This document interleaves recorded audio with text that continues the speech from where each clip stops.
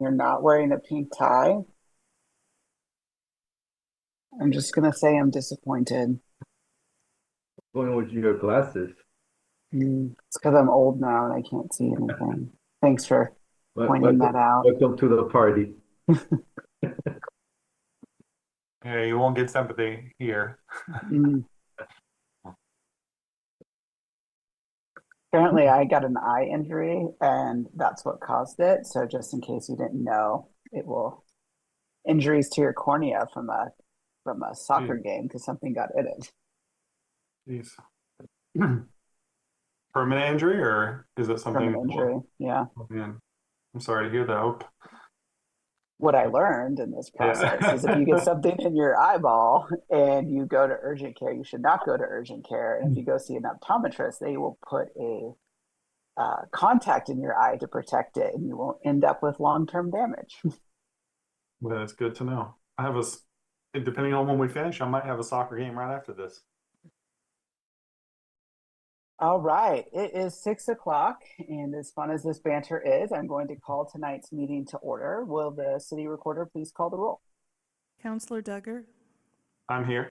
Counselor Hartmeyer Prigg, Here. Counselor Hassan, Here. Counselor Kimmy, Here, Counselor Teeter, Here. Counselor Tivnon, Here. Mayor Beatty. Here. All right, colleagues, welcome to our first meeting after our recess. I hope you made good use of your time, taking time off, or more importantly, reaching out to each other and having conversations. Also, Beaverton's first day of school, so I know Counselor Husson, Tivnon, and I are elbow deep with kids back in school in the process. So it's hectic in my house. I'm sure it's hectic in everyone else's house too. Tonight's agenda is rather robust. We do have a public hearing on a site development permit fee waiver, which is the first that I can remember this happening. So we'll take our time on that. We have a presentation for the proposed levy for the countywide library services and the public auction levy. We also have a work session for parks and open space. So we will start tonight with visitor comment. I see that Debbie's hand up. Is that for me or is she just, okay, doesn't know. Perfect. We're going to start tonight with public comment, and I did get a list of a couple people. Let me pull that up.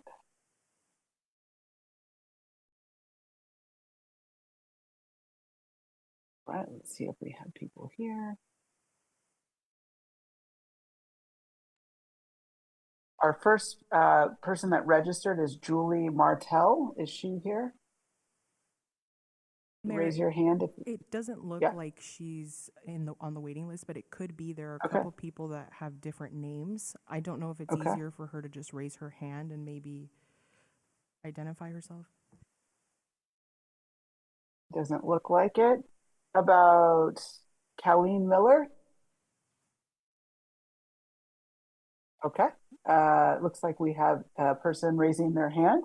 You will have 3 minutes to address the council once you've been given rights to speak.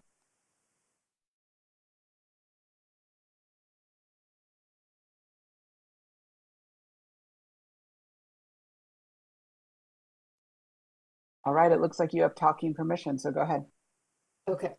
My name's Kayleen Miller, and I live on Southwest Laurelwood Avenue, right between Shoals Ferry and Beaverton Hillsdale Highway.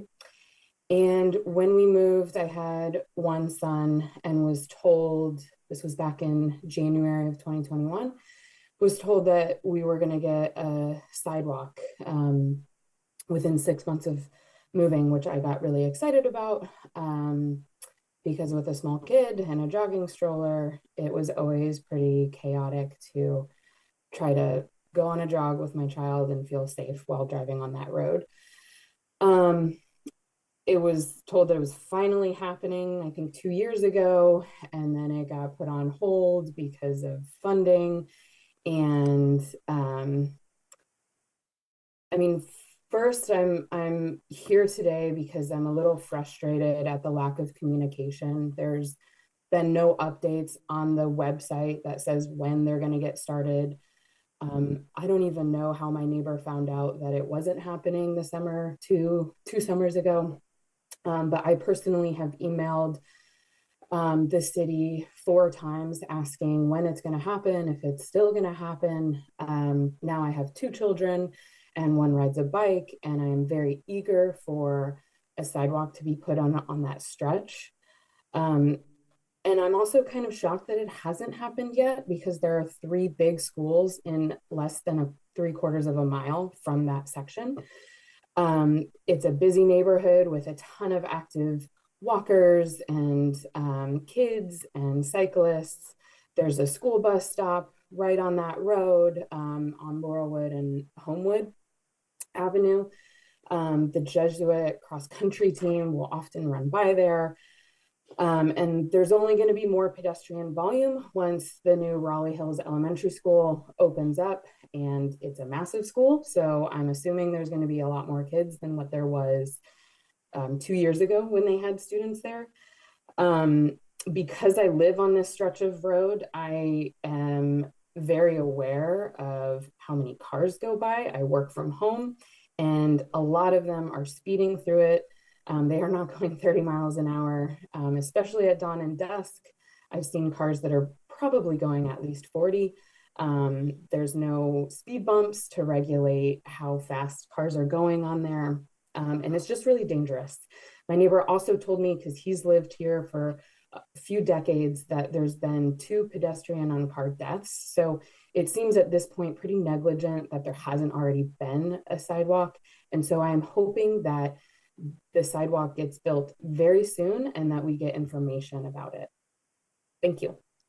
Well, thanks for reaching out. I will have Public Works reach out to you. We talk about Laurelhurst sidewalk all the time. I've been trying to secure the funding to complete that project from our federal government. The state government has also suspended safe routes to school and the funding piece of that. I testified on it yesterday in Salem. So we definitely have updates. And so I'll have Public Works. I know that you registered, so we have your contact information. I'm pretty easy to find as well. So if you send me an email, I will track making sure staff get out to you, and we'll make an effort to get out to the neighborhood so people know what is happening with that sidewalk project. Thank you. All right, and our last registered speaker is Doug, and I saw him in the, yep, I saw him. Doug, you have permission to speak. Go ahead and address the council for 3 minutes. Thank you. Good evening, council. My name is Doug Renault. That's one of my dogs in the background. I'm a trumpet player with the Oregon Symphony. Mayor Beatty, you may remember seeing me play bugle calls at several of the Beaverton Memorial Day and Veterans Day events over the years with less and less hair each year. Since moving to Oregon 10 years ago, I've been a resident of Central Beaverton. I have 2 awesome kids who attend BSD schools, and my wife is a teacher who works in the district. One of the things that drew us to Beaverton was the diversity here.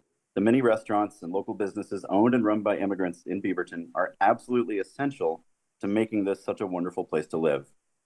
With that in mind, I would like to know what the City Council and other elected officials are doing to mitigate the myriad harms presented by the current federal administration. We have a board of county commissioners trying to rescind DEI resolutions, threatening loss of funding. We have ICE agents kidnapping people off the streets, and that's all on top of the normal baseline level of racism and systemic oppression heaped on our immigrant neighbors. I recognize that city and regional leaders here may be just as much in the dark as the rest of us when it comes to predicting things like ICE kidnappings or other forms of federal overreach. That said, I would like to know what concrete steps are being taken to protect and uphold the people of our fair city. Are we keeping guard at courthouses so people attempting to immigrate, quote unquote, the right way have the opportunity to safely do so? Are we engaging community and institutions to protect students in our schools? Are we promoting city support and programs to those most impacted by everything that's happening today? Are we holding the Beaverton Police Department accountable for standing up for our sanctuary laws? Again, I understand you may not have the answers to these questions, but I feel it is my responsibility as a citizen to ask them of you. I hope that you are all doing everything you can to help those who need it. Thank you. Thanks for taking time tonight to talk to us, Doug, and I'll have staff work on a response. Some of those things we have and can address in the city, and some of the things we cannot. So I will have staff work on a response and get back to you. Thanks for reaching out to us tonight. Okay, city manager update. Thank you, Mayor. We've got a couple of slides here for you. We'll wait for the recorder's office to get those up.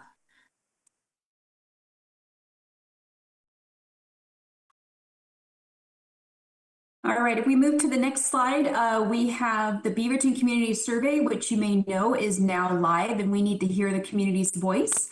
All community members are invited to participate through Monday, September 15th. We encourage folks to visit beavertonoregon.gov/survey. And this is your chance to share your thoughts and help shape the future of our community. Whether it's safety or housing or transportation or overall livability, we really want to hear from you. So please check that out.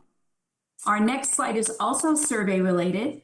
The city, as you know, is updating its transportation system plan. It's a roadmap that guides how we improve our sidewalks and our bike lanes and streets and more.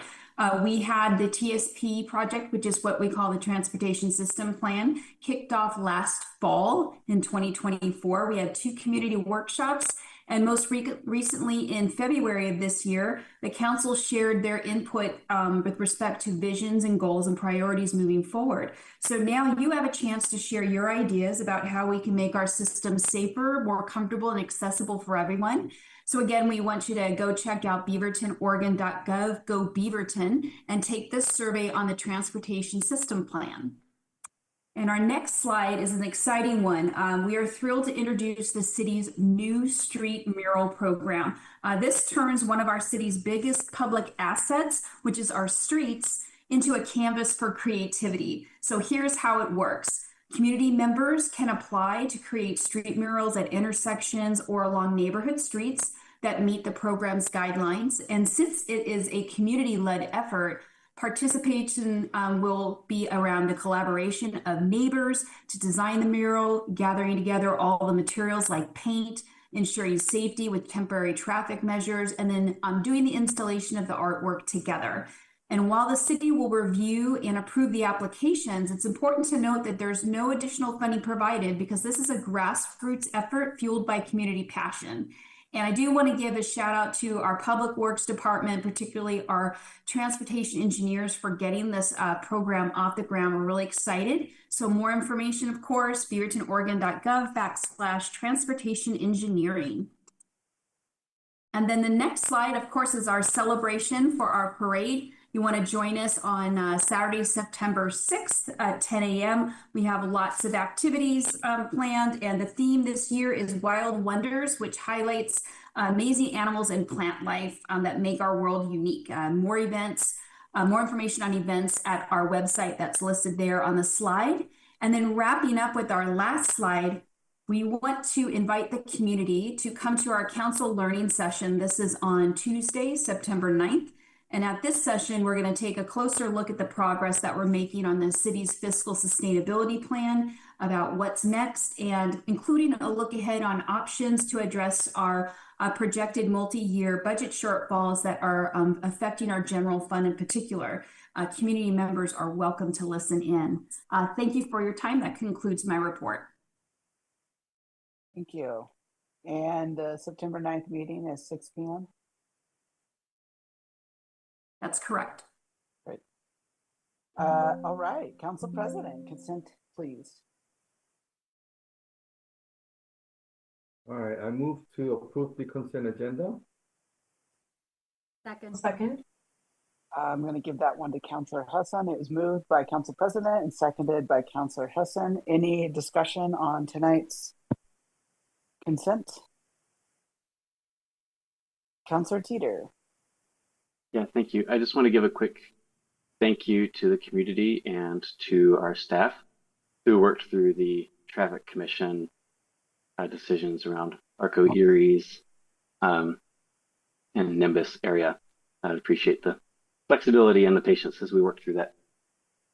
Yeah, and I think too, City Manager and I had a conversation today and we did get a letter from the school, but making sure that our staff follow up. That way the school is having robust communication with the parents around what's going on. Sometimes we work on these things in isolation and the school staff is happy and it's not getting down to the parents. So I think this is a joint responsibility in making sure that our community members understand the changes that we've made here. All right. Seeing no other comments, will the city recorder please call the roll? Counselor Duggar, Yes. Counselor Hartmeyer Prigg, Yes. Counselor Hassan, Yes. Counselor Kimmy, Yes. Counselor Teeter, Yes. Counselor Tivnon, Yes. Mayor Beatty. Did you say Mayor Beatty? Yes. 7 yes, 0 no. All right. We do our first presentation of the evening, Agenda Bill 25136, the proposed levy for the countywide library services, and Measure 34346, the local option levy. Who do we have here tonight? Oh, good evening, Mayor Beatty and Council. I apologize, my camera is not working, but this is Marnie Kyle. I'm one of the Assistant County Administrators. And yeah, I wish I knew how to make my camera work right now. But anyway, I wanted to let you know that we're here today to talk to your council and about the local library option levy. And also want to let you know that Commissioner Pam Treese and Commissioner Jerry Willey are on the call along with Lisa and I. And I believe they have until about 6:25, and then they have to join the county commissioner meeting. So I will right away pump this to Lisa Tattersall, and she'll go through the presentation, and then I will be available with Lisa to answer your questions after the presentation. Lisa, could we just give a moment of professional courtesy to the two electeds, Commissioner Willey and Commissioner Treese, and see if they have any opening comments, since they'll be jetting before the end of the presentation. Thank you, Mayor Go ahead, Beatty. Commissioner Treese. Yeah. Thank you, Mayor Beatty. I know Commissioner Willey's right. He just joined with his camera as well. Thank you for taking the time, Mayor and councilors, to listen to this proposal. I know there have been there's a lot of discussion with the city of Beaverton and how we are constructing our WCCLS collection, or excuse me, our contribution system. And I want you to know that we recognize that, and we're trying to work forward on a strong path. Tonight is about the library levy, and we're looking for your support. We appreciate the time, and we want to make sure that you understand that we are here for the entire county. We're proposing this levy, and it will be approximately 45% of the overall budget of WCCLS. Commissioner Willey? Good evening. Thank you. And thank you, Mayor, for giving us a couple of minutes, because we do have to run to our own meeting. But as you know, and as the conversations that you and I and Pam have had, Mayor, they've been very good conversations. You bring a lot of good questions and food for thought for future conversations once we get through this. So I have a list of the questions that we anticipated being asked tonight. So I think you'll probably address those. Lisa and Marnie are certainly able and competent enough to answer those. But I really appreciated the conversations we've had. I look forward to continue those. And I think my comment to you a month or two ago was we need to make sure that whatever actions we take, we do no harm.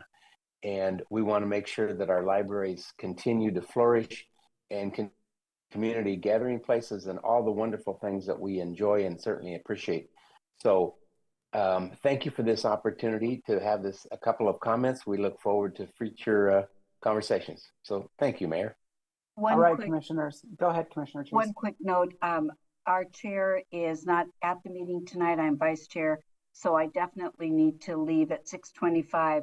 Commissioner Willey may be able to stay for an extra few minutes. Thank you. Oh man, I like how you just offered him up as sacrifice to the Beaverton City Council. So I appreciate that. All right, Lisa, the floor is yours. Thanks, everybody. I believe there's a slide deck, so I'm just waiting for that to pop up. And I will get started by sharing that my name is Lisa Tattersall. I'm with Washington County Cooperative Library Services, here today to share educational information about a proposed library local option levy, Measure 34345. As a public employee, I am subject to political restrictions under Oregon law, and so I'll be sharing neutral and non-advocacy information only. Next slide, please. In this presentation, I'll be covering how public library service is delivered in Washington County and the current funding model. I will also talk about what the proposed levy would fund, how much it would cost, and what would happen if the levy did not pass. Next slide. Here in Washington County, public library service is provided through a partnership between Washington County Cooperative Library Services, also known as WCCLS, and 9 cities and 3 nonprofit associations that all operate local libraries. WCCLS is the primary source of funding for local libraries, and we also provide central support services that efficiently link these independently operated libraries together, creating a countywide system that is available to an estimated 600,000 residents. Next slide. There are 16 full-service library locations in the county, from Banks in the northwest corner to Sherwood in the south. In addition, our digital library is available 24/7 at wccls.org. Next slide. In fiscal year 24-25, the local option levy represents 45% of WCCLS revenue, and the remaining 55% is a transfer from the county's general fund. The majority of WCCLS total funding is directed towards library funding allocations at 67%. The remaining 33% of WCCLS expenses is for the central services that link libraries together. Next slide. The levy would fund programs, resources, and materials that are designed to support student success with reading and learning. Some of the events and resources available to kids and teens include book clubs, Oregon Battle of the Books events, makerspaces, and STEAM programs. Libraries also offer resources for parents and caregivers, kindergarten readiness, test prep tools, and free access to fast and reliable internet. Over 10,000 students participated in library programs designed to support reading, learning, and student success last year. WCCLS has issued over 83,000 library cards to public school students since 2019. Next slide. The levy would also fund the central services that efficiently link libraries together. Library users can use the shared online catalog to access over 1.5 million library items, reserving them for pickup at any of the 16 locations across the county. Our courier trucks delivered 2.5 million books and other items to libraries in fiscal year 23-24. In addition, WCCLS provides online learning tools such as job hunting resources, downloadable ebooks and audiobooks, digital newspapers and magazines in many languages, as well as streaming video, all available 24/7 to library users. Next slide. The levy would fund open hours at 16 full-service public library locations across the county. Most libraries in the system are open 6 days a week. Last year, there were over 2.4 million visits to WCCLS libraries, and total checkouts exceeded 7.2 million. By borrowing items rather than purchasing them, library users saved $140 million last year. In addition to providing books and other materials, library buildings serve as cooling spaces for the community. They offer public computers and Wi-Fi, and some offer study rooms and meeting rooms. Next slide. The levy would also fund children's reading events, including story times for children, some of which are included in multiple languages, including Spanish and Chinese. All WCCLS libraries offer regular events and programs for kids, as well as an annual summer reading program. Libraries also offer interactive play areas that promote learning and social interaction. In fiscal year 23-24, WCCLS libraries hosted over 200,000 participants at 6,000 in-person events for kids and teens. Next slide. If passed, Measure 34345 would replace a 22-cent levy that is expiring in June 2026. The proposed replacement levy would be a fixed rate of 37 cents per $1,000 of assessed value, and that would run from July 2026 through June 2031. In 2026, typical homeowners with an assessed value of $348,600 would pay an estimated total of $129 annually, or $10.75 per month. The annual increase in costs for the typical homeowner over the current levy would be just over $54 per year, or $4.55 per month more than the current levy. Next slide. If the levy did not pass, reductions in library service would occur. These reductions would include reduced open hours, fewer book purchases, fewer reading events, and a reduced level of services that link libraries together. Some examples of the services that would be reduced would include fewer ebooks, a less robust online catalog, less frequent deliveries between libraries, and disrupted access to technology. Next slide. We have more information at wccls.org/levy, and we're happy to answer any questions. I think Marnie is going to take it from here. Great, thank you, Lisa. I know that you have some questions about both the levy and the funding and governance process. So I just wanted to share that in our last levy cycle, so 5 years ago, our city and nonprofit partners all raised justifiable concerns about how the library funding allocation was handled, and the county agreed that we needed to evaluate the system. So addressing those legacy systems and working to revamp them, it takes courage and a willingness to have hard conversations, and sometimes we've had to lean into conflict. So we wanted to start out by saying thank you to Beaverton, and in particular to Elizabeth, who has stepped into this role for having those hard conversations with us. We're proud of the work that we're working through together, and really think that we are moving towards addressing some long-standing issues that have been identified by our partners. Also wanted to let you know that your input has mattered. After hearing initial concerns about the funding methodology from Beaverton and others, we listened to those partners and we proposed modifications that we believe helped most partners to feel more comfortable moving forward with the funding allocation. We're learning and listening organization, and together we're making improvements. We also know that there is no perfect solution. This is a complicated situation, but I believe that we're making progress and on this journey with our partners. So with that, I would like to, Lisa and I are available for your questions at this point. Right, well, thank you for your presentation. I'll have a couple opening comments and then I'll let my council chime in. I do appreciate the movement we've made in the last couple, I don't know, weeks, months that we've been talking about this. And I keep coming back to I think we're so off course because there's no elected oversight of this program. And when I think about every other relationship that local government have with the county, there's this other level of check-in.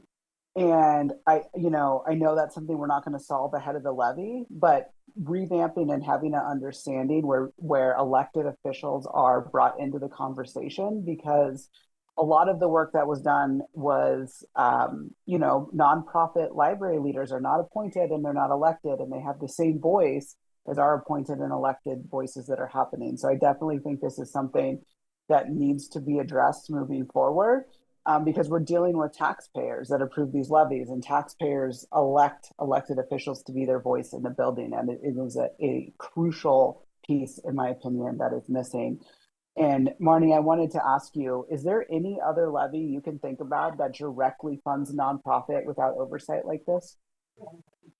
So Mayor Beatty, I appreciate your comments, and you're right. The current governance model includes representatives that are city managers or their designee, and board members from the nonprofits. So in this summer, as you know, we've been really focusing on the funding allocation, but we did receive your letter and your suggestion to consider engaging elected officials in the governance process.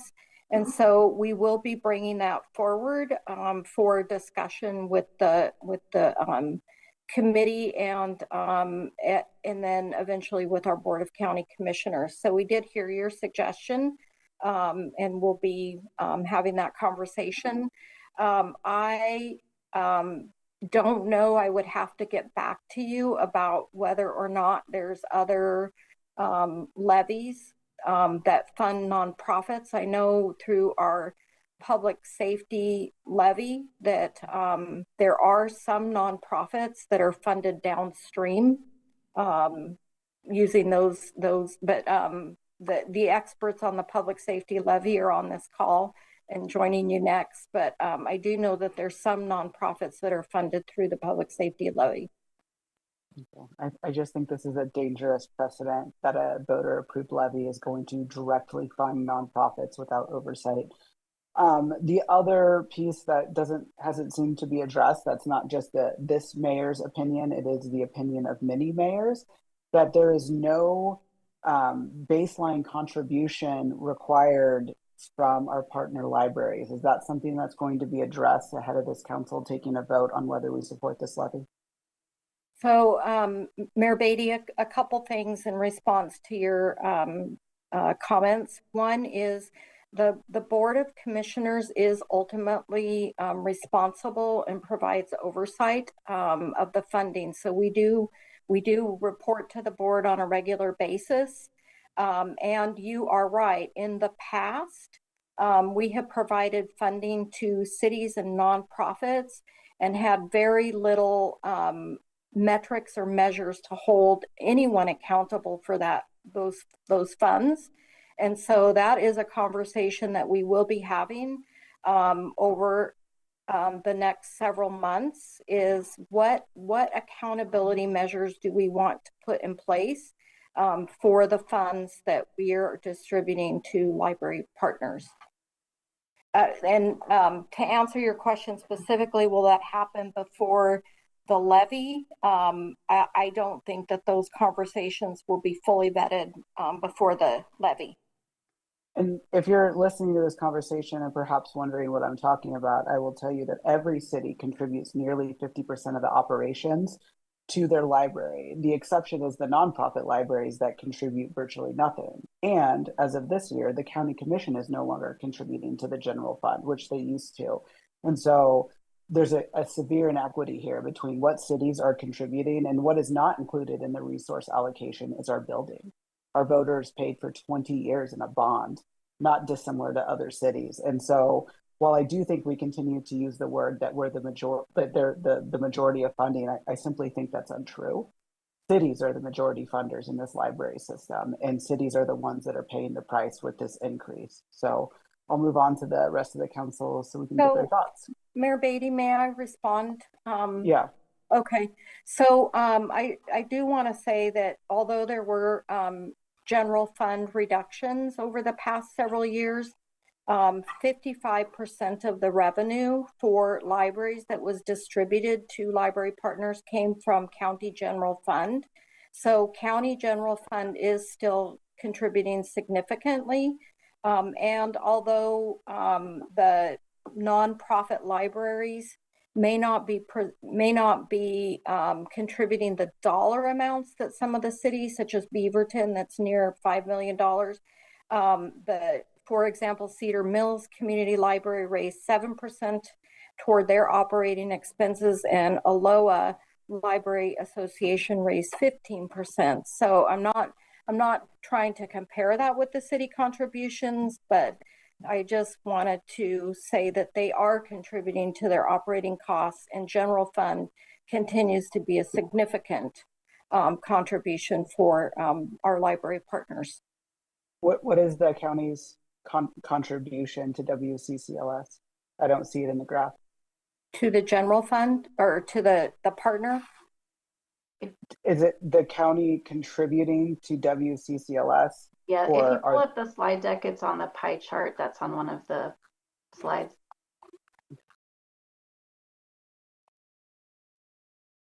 Thank you to the slide deck person. I appreciate it. That's the public safety one.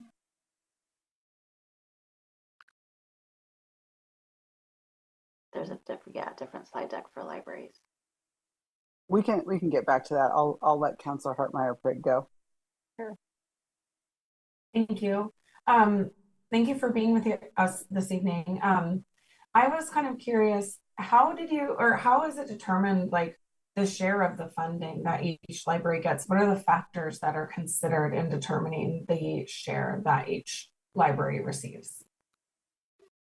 So the factors that went into the methodology for funding the partner libraries, the first factor was the population within a city's boundaries. So the entire city population was included in the calculation, and then there were some areas that were outside of a city where we used a factor of a 10-minute drive or less to assign that population to a city.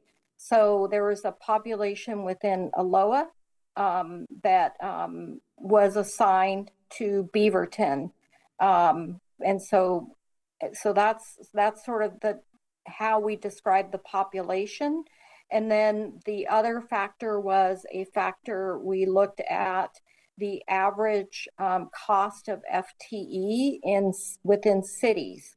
And so that's how we came up with the cost per FTE. So based on the population, there's a formula for if you have a population, and Lisa may know this off the top of her head, but if their population is X, you get a minimum of 4 FTE, and then there's a cost per FTE that's applied to that. So that's the basics of the formula. It's Lisa? also, thanks Marnie, it's also scaled so that by population size, the larger the population size, the more staff, because we recognize the complexity of serving. So it's not a one-to-one population count to staffing. It's a tiered model as the population size grows, because there is a complexity of service for a larger population. Okay, thank you. And is foot traffic or patrons served part of the calculation, or is it purely population based? Because I just know that we were one of the higher circulation volume libraries, right? So whether or not you live within a 10-minute drive may not actually weigh in, right? Because of the services and the amenities, I guess, that we offer at our Beaverton main branch library, especially. So I'm kind of curious, how does maybe patron serve factor into that?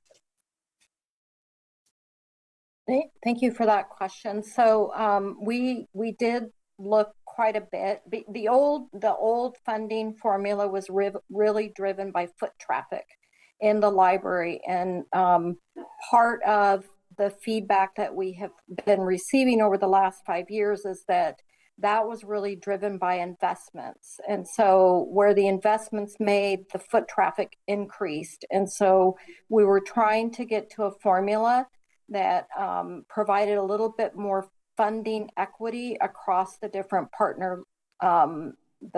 different partners. So it's not a perfect formula, but it really is looking at population and trying to bring libraries that have been serving large populations up to equity and pay, so that they can offer services that some of the libraries that have been funded adequately or better, I wouldn't say adequate's probably not the best choice of words, but for libraries that received more funding, they were able to provide more services, and so they're getting more foot traffic. And so we're trying to provide those opportunities for some of the other libraries to build up to that. Lisa, I don't know if you want to add anything to. Just that I think that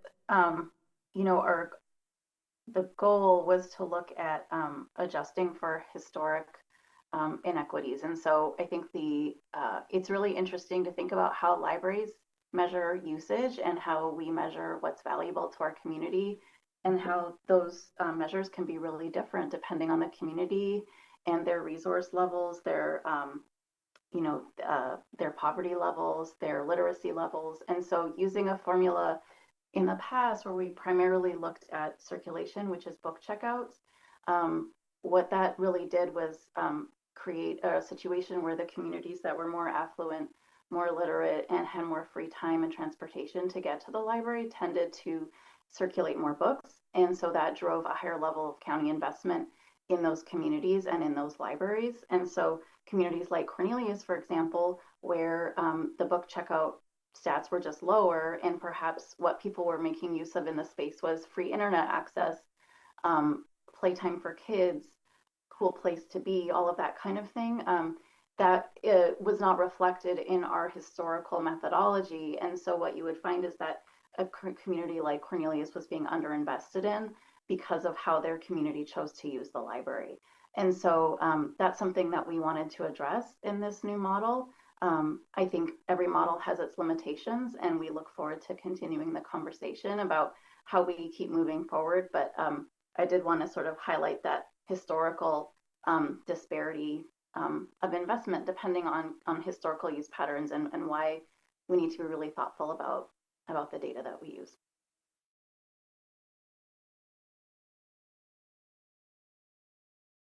How are you going to notify people of these changes? We're getting credit for 23% of the people we actually serve in this scenario. And so how are you going to tell people their library is now shifted? Like, you're assigned to Aloha, not Beaverton. How is that going to happen? That's a great question. I think that's something the library directors can work through on an operational level when we get the funding formula sorted out and once we get through governance conversations.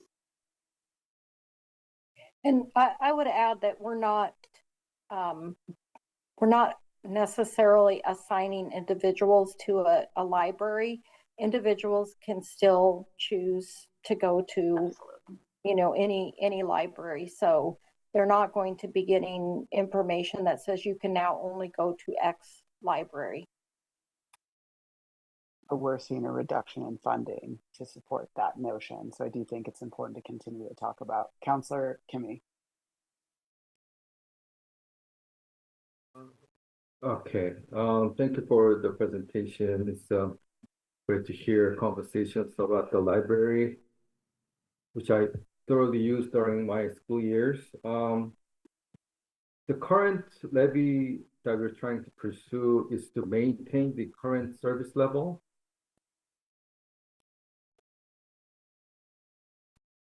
Yes.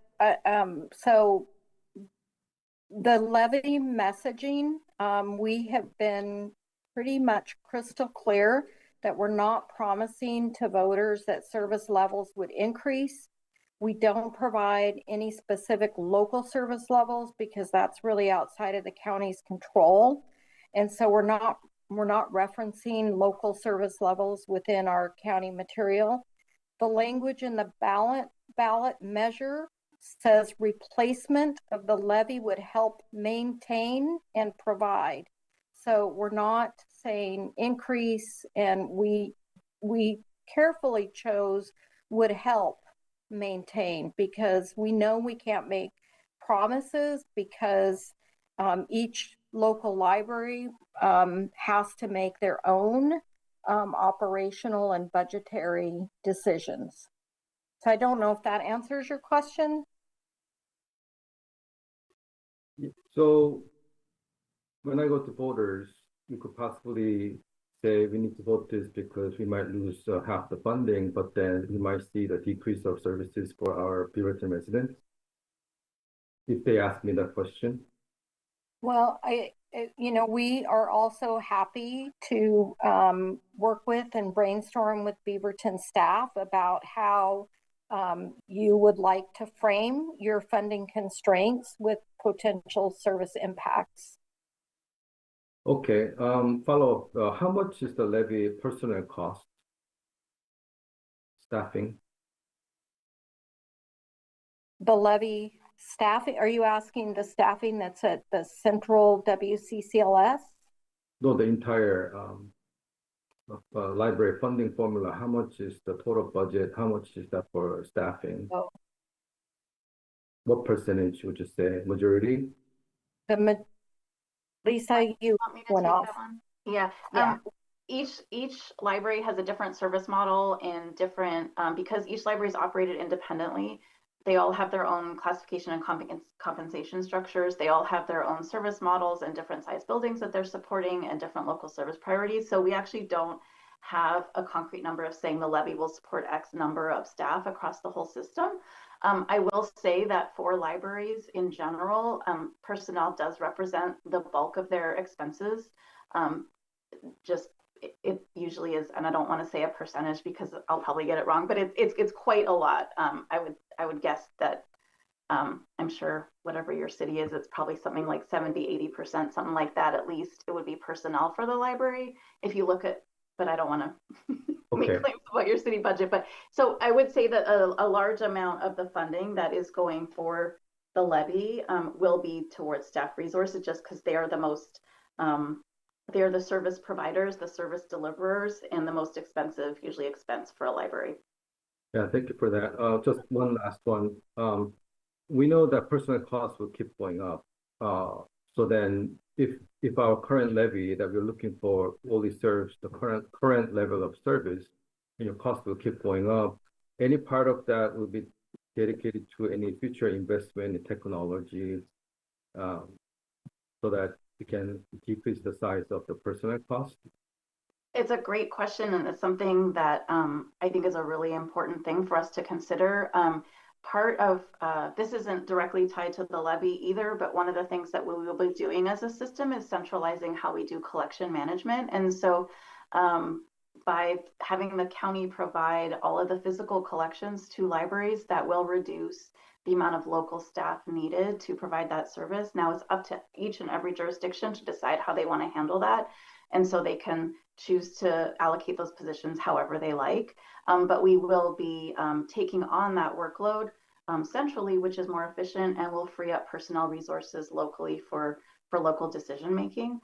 So that is one efficiency that we'll be looking at for this system. And then I totally agree in terms of looking at continuing investments on how we can streamline materials movement, book sorting, delivery, and all of that is going to continue to help over time. Self-checkouts is another one.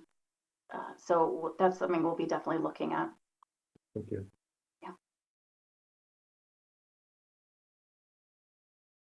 Councilor Teeter. Thank you. And thank you, Lisa and Marnie, for walking us through some of this. I've got a few questions. One is, does the funding formula reflect the additional services beyond circulation that are offered in libraries? And our libraries, they act as cooling shelters, they act as housing support locations. We've got the bookmobile. Are any of those services included in the funding formula?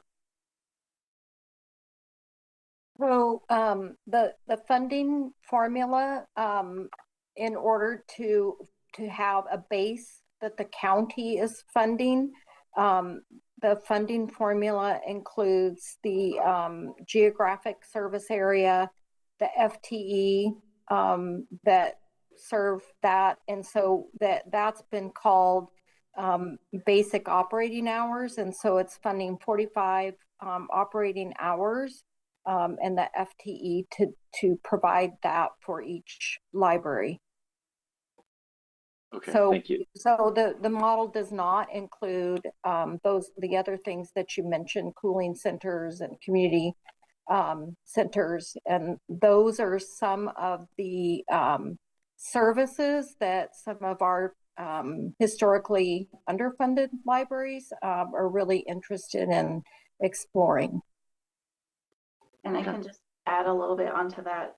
Thanks, Marnie, that the concept of the base service level model, which is what we're talking about, is that the county funding would provide those funding to keep libraries open. And then during that time when they are open, there's a lot of stuff that they can choose to do. And so that operational independence is really important, and it's a core value of our partners when we came into this process. So it was really important that libraries could choose how they chose to provide service during those open hours, and that if they wanted to fund additional local priorities, they were able to. So also with the centralized collections, again, freeing up additional staff resources, it does free up local capacity to either manage costs or to explore other service opportunities. Okay. Thank you for that clarification.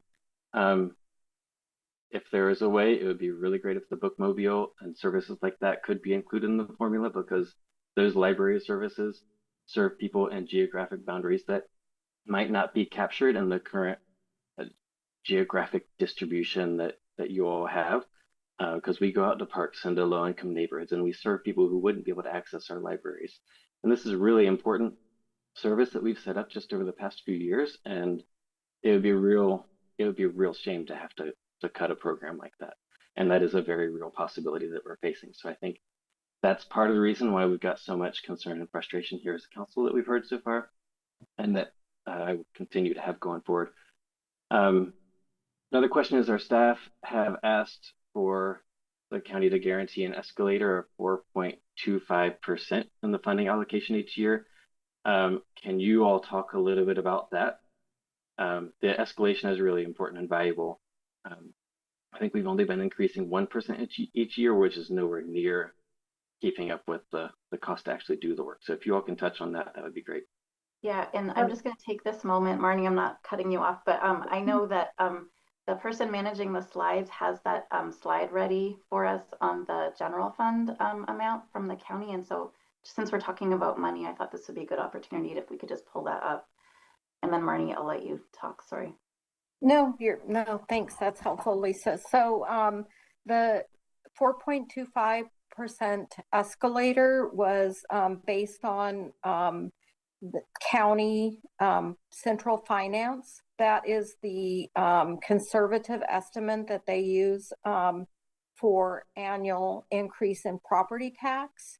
And so that was what was used in the model to see, with different inputs, using 4.25%, what amount would we be able to fund the levy and the general fund out over the 5 years and still be within our total dollar amount.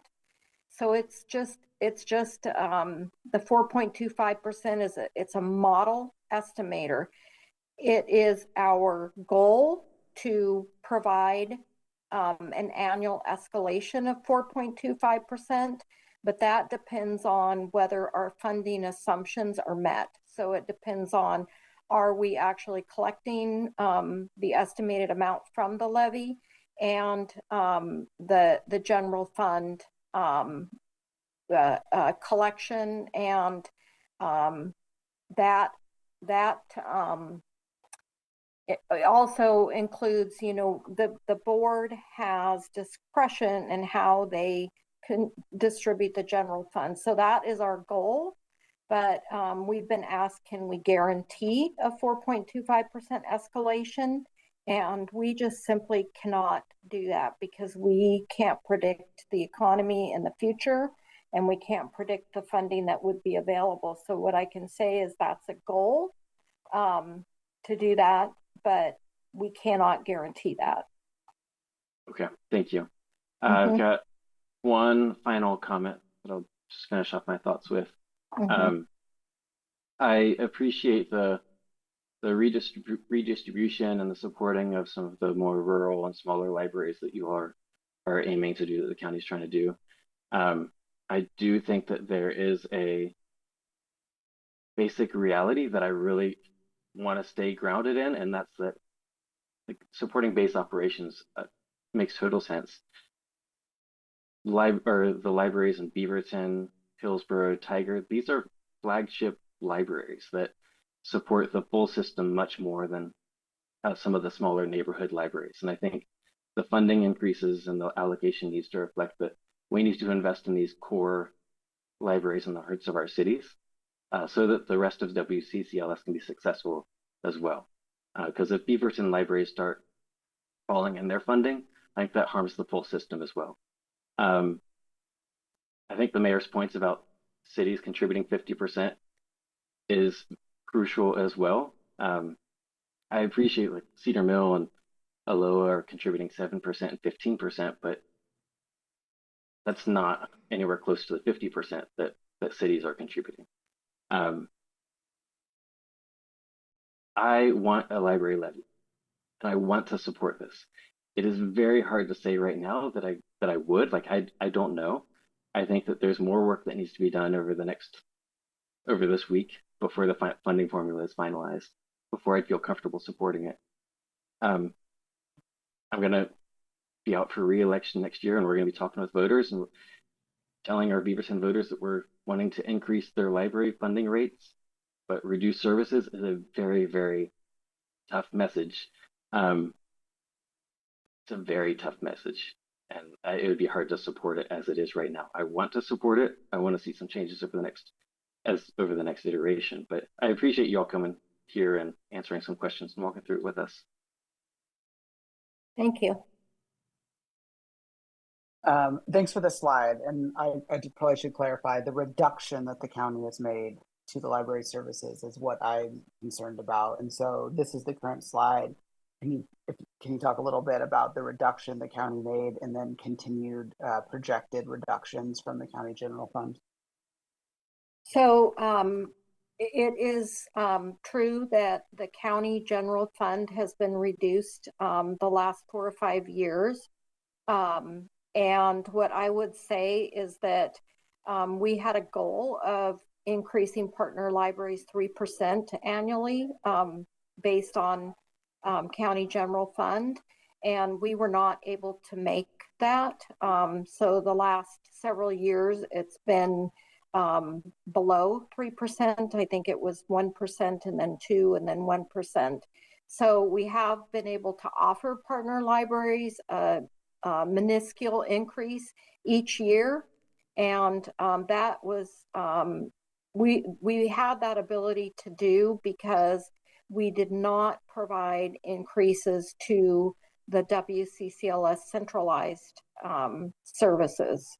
And so where we could, we increased funds that go towards collection, especially the electronic collection, and passed the small increases to partner libraries.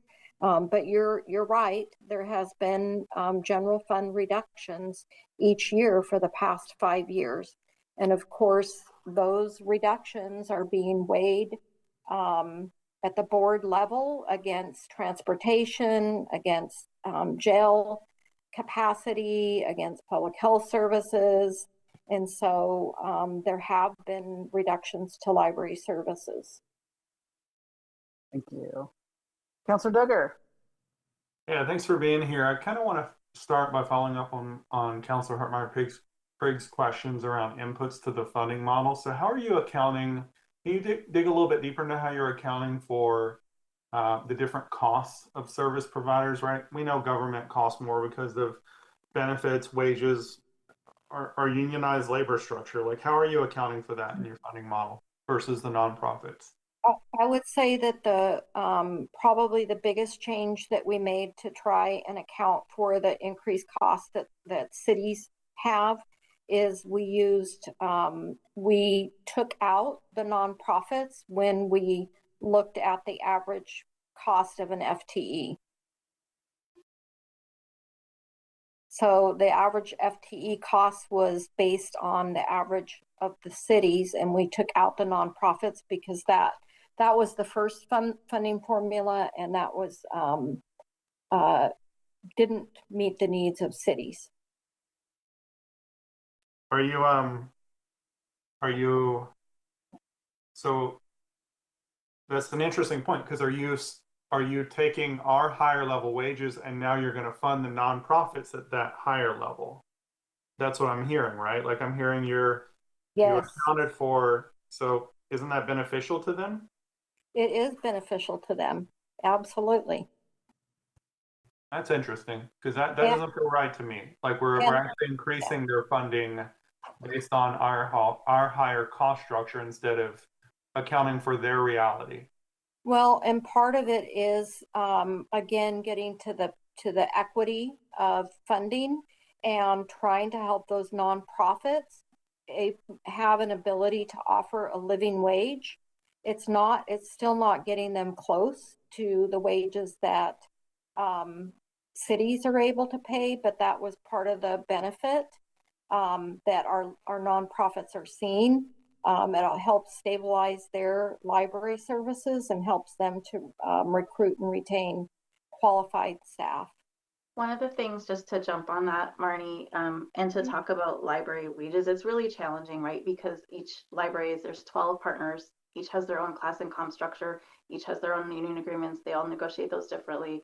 And I think thinking about from the community service perspective and from a access perspective, I think one of the challenges that the nonprofits really struggle with in being, and the smaller cities for that matter, because they also struggle with class and comp in terms of libraries. So it's not just a nonprofit versus city, it's really a small city and nonprofit situation.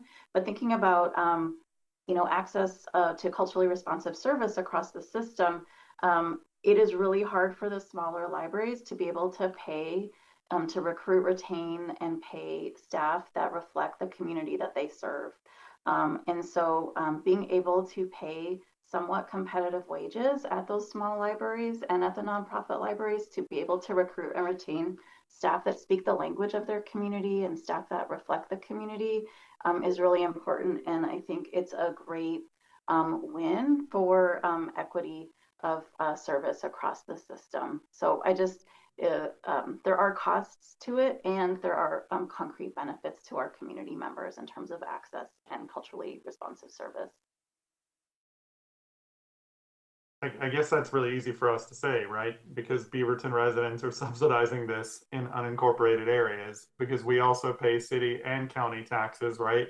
Like when I look at the back of the napkin, actually, before I do that, so the current rate at the current levy is 22 cents per thousand. Is that correct? And then it's going to 37%. Did I get that right? Mm-hmm. So that's a 68% increase in the rate, right? What is Beaverton's future share of proposed funding? Will it go up 68%? I'm guessing no, right? That's what I'm hearing. No, you're right. Do we know what that percentage is? I think that I don't have the spreadsheet in front of me, but I believe Beaverton, I don't know if you can pull it up quickly, Lisa, or not, but I don't have that. That's something we can follow up by email. Every library, every system was getting a minimum of a 5% increase in year one of the levy. Oh, maybe Elizabeth has it pulled up. So it depends on which version of the funding formula you're going with, but right now, and this is from Lisa's email on July 31st. Yes. Right now, Beaverton's allocation is increasing 9%. Oh. I want to just also share that our process is not complete. And so it is, like Elizabeth shared, that's from a couple of weeks ago. And so our conversations are continuing. And we'll be sharing a proposal with partners, I think by the end of the month. Okay. That's a really, I mean, I know that a couple other partners also are facing the same or even lower increases, and that's a really tough thing. Because I know, again, Beaverton residents, just back a napkin, right? Like, and I know we can't do this very easily because this is based on property value and not individuals. But if you just take the total budget divided by 600,000 people, again, not equal, but it's like $67-ish annually for the system, right? So that's kind of what, in my mind, what an Aloha resident pays. But a Beaverton resident pays another $5 million as a city on top of that. There's 100,000 of us. That's another $50 a year. Again, knowing well that some people might pay a little more and a little less. We're already paying a significant amount more because, again, those Beaverton residents are paying those county taxes too. It's not like the sheriff's enhanced service district where there's a special tax on people outside. Beaverton residents are subsidizing this for other, and it's just really difficult because the reality is, if we want to talk about equity, Beaverton is probably more diverse than the county as a whole, right? And so we're asking diverse residents of Beaverton to pay for library service. So what we're really asking is just Beaverton pay for other places, right? And that's a really, I'm just not there yet. You know, I have issues around governance, as the mayor talked about. You know, we've already had to cut our library hours. I don't think a single one of us ran for office to cut library hours, and that's one of the painful decisions we had to make. That was one of the first really, really, truly difficult decisions we had to make, right?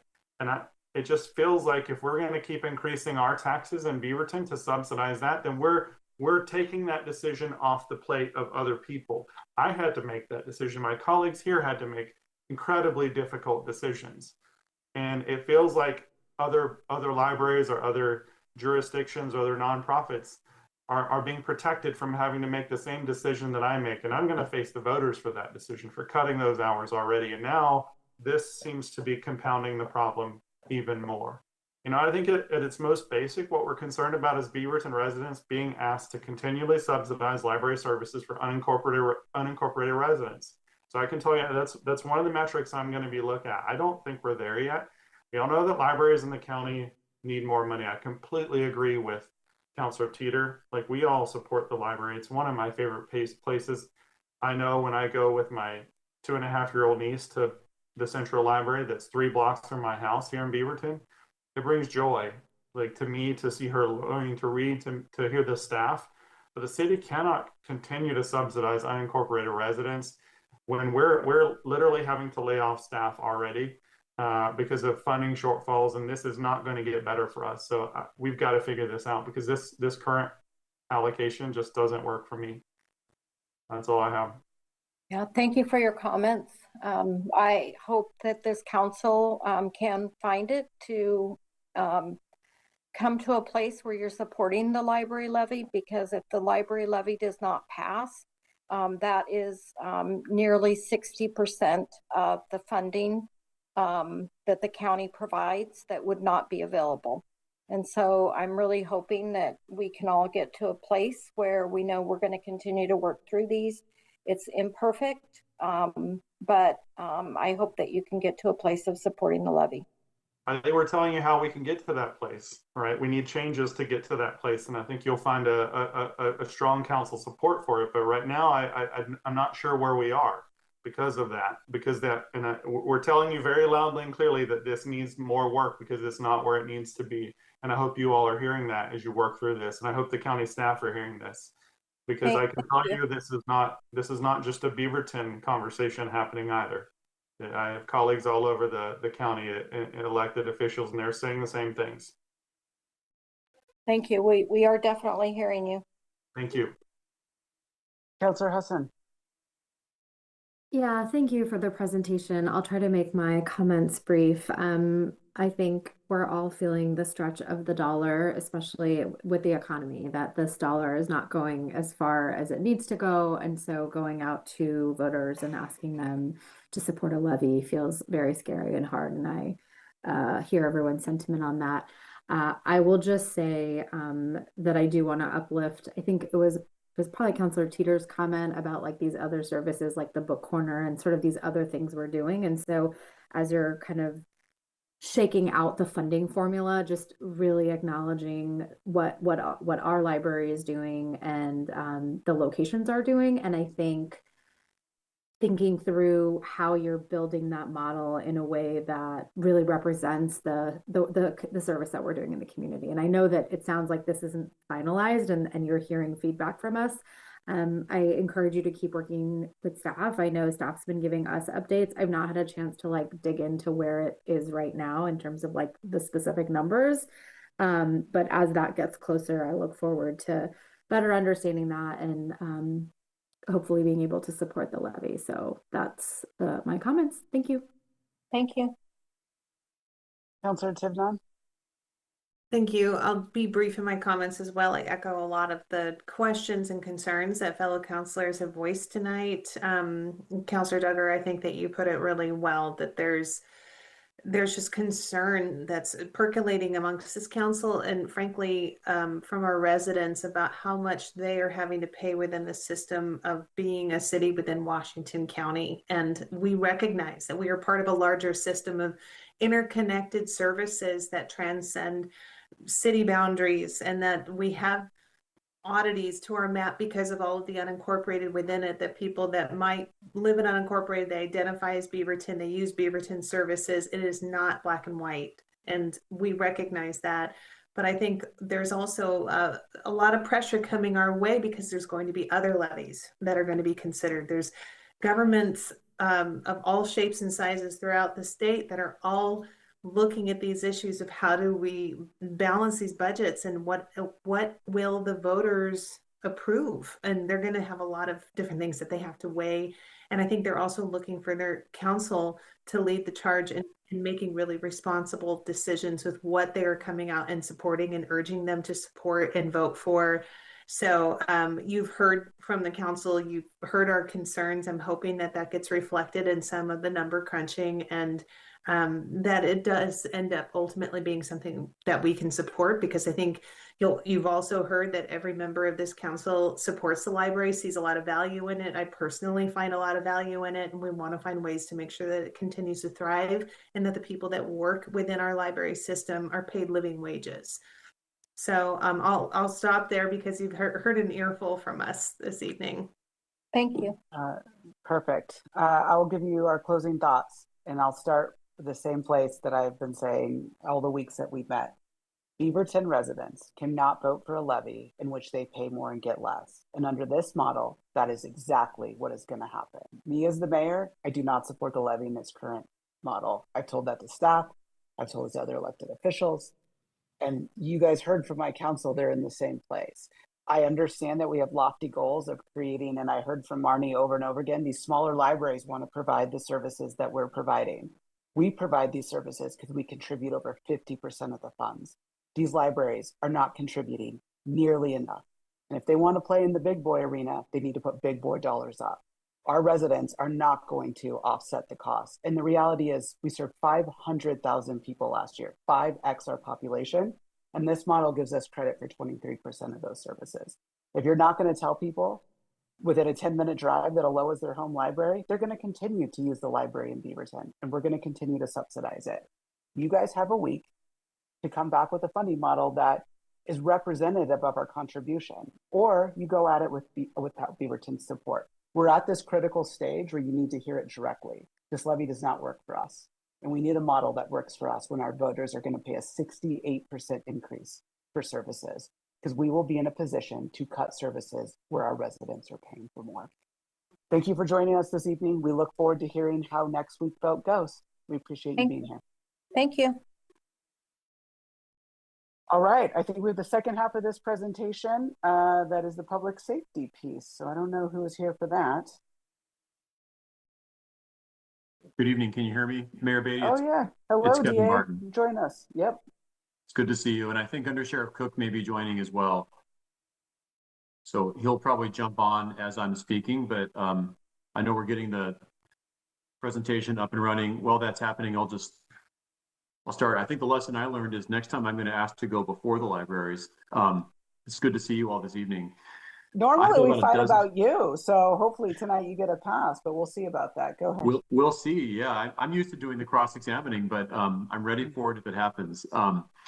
Again, thank you for your time. I have about a dozen slides to run through. Why don't we go ahead and start the first slide after this? We are here with a replacement for the, go ahead and advance to the next slide. Thank you. A replacement for our public safety levy. Just to level set, we've had this public safety local option levy for about 25 years now, starting in about the year 2000. And this will be a replacement, meaning we're asking for an increase. The current amount is 47 cents for the assessed $1,000 of property value. And the new amount is a significant increase, up to 66 cents. For the average homeowner, that's about a $6 per month increase. And I've got some slides later on that will talk more about that. It will raise an estimated $337 million over the course of the 5-year period. Can we advance to the next slide? Here's a screenshot or a summary of where the funding goes. So our public safety system, when we talk about that ecosystem, there's really 4 main public safety county departments that we are referencing: the sheriff's office, the DA's office, our community corrections department, which is our parole and probation officers, and our juvenile department, which handles crimes involving youth, so people who are under 18 when they commit the crime. Generally speaking, the local option levy funds about 16% of our public safety funding in the county, and it goes to serve all of those departments I mentioned. Plus, it also provides support specifically for domestic violence survivors and actually soon to be child abuse victims in our soon to open Family Peace Center, currently known as the Family Justice Center. That is a nonprofit that does receive and will continue under this replacement to receive the levy funding. And for those of you that are not familiar with that model, it essentially provides one roof for a variety of different nonprofits to provide services for people who are experiencing trauma of some type, sexual assault, domestic violence, and child abuse. And then those services not only help out the victims and survivors in those scenarios, but also work in close collaboration with law enforcement and public safety when there's a need to involve the public safety system. Can we go to the next slide, please? And Under Sheriff Cook, if you're on, I don't know if you are, so feel free to chime in if you're on. So the next couple of slides are going to talk about what will happen if this levy is passed. And so let's go ahead and advance. Go ahead and advance. So there are several. I think there might be a delay. Did you advance twice there? We can go back one, please.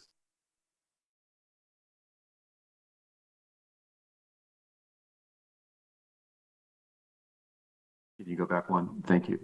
No, that's forward one. Well, I'll tell you what, I'll just speak to the slide that's in front of us. So let's not move for a second. What will this levy do? This slide talks, of course, about our county jail. And as I'm sure many of you are aware, the jail is currently under some significant stressors. The levy will help ensure that we can get the jail back to full operational capacity. We can't predict as a certainty that if the levy passes, the jail will immediately be back up to full capacity.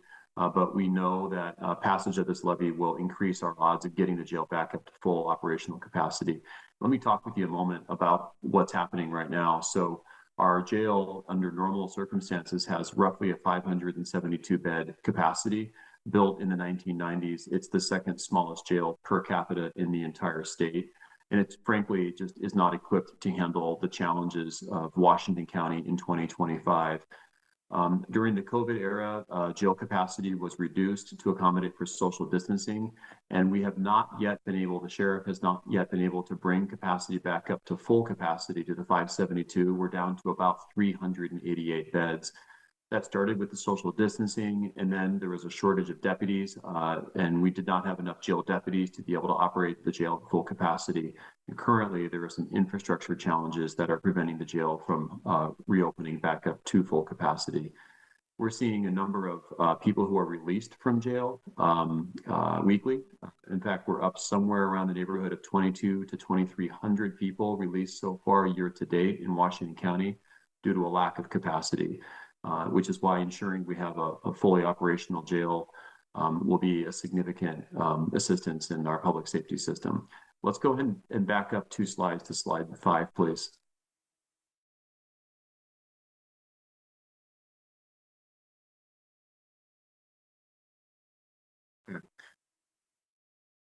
Well, if slide 5 were in front of you, what you'd see is that the levy would help with our investigation and prosecution of some quality of life crimes, crimes like theft and car theft and break-ins and graffiti.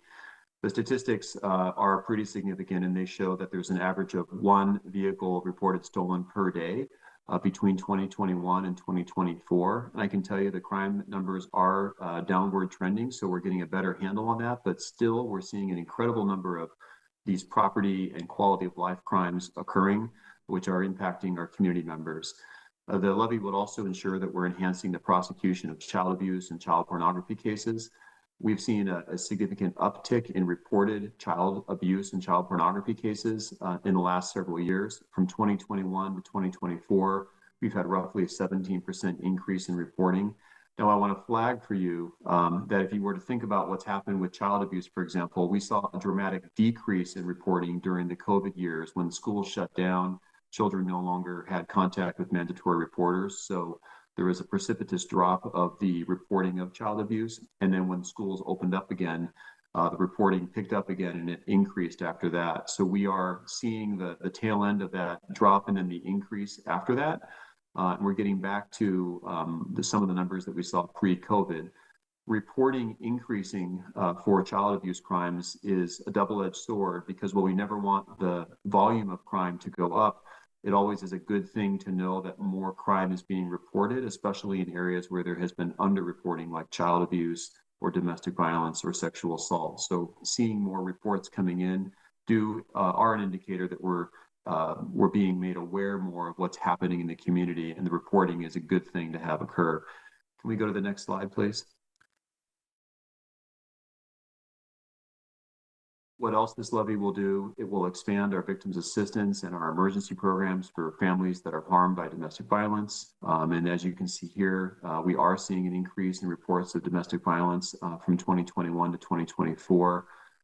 This is a sustained increase, and I think it is a result not just of some stressors in the community, but also a result of better outreach. And I'm happy to say that the Beaverton Police Department is a leading law enforcement agency when it comes to recognizing and engaging in victims and survivors of domestic violence. A number of wonderful officers at Beaverton work side by side with the prosecutors in my office and our victim advocates to make sure that we're responding adequately to the domestic violence concerns.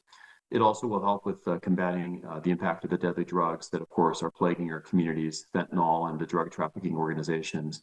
The numbers here are just staggering, and the one in front of you is the Sheriff's Office has seized 1.3 million fentanyl pills in the last 3 years. And I can tell you that is just the tip of the iceberg as to what's coming into our community.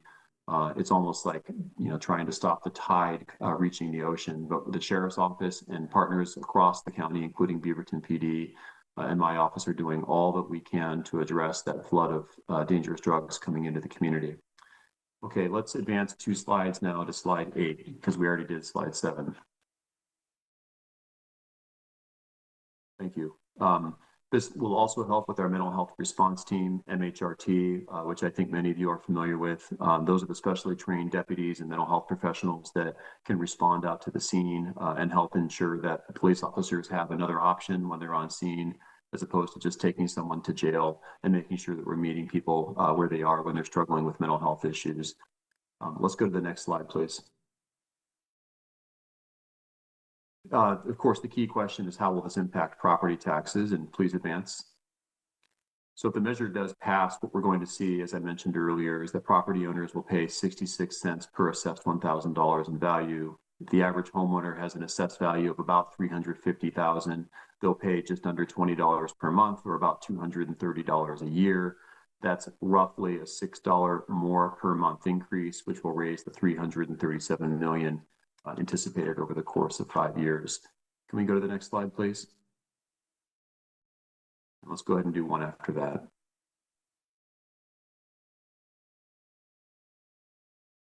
So this is a summary slide here, and I skipped over the slide that says what will happen if this levy doesn't pass, and I'm happy to answer questions about that. But what I can tell you is if you think back to that pie chart with the allocation of roughly 16% of the public safety funding relies on the public safety levy, if we're missing that piece of the pie, it'll be nearly impossible to ensure that we're maintaining the public safety system that our community members have come to expect.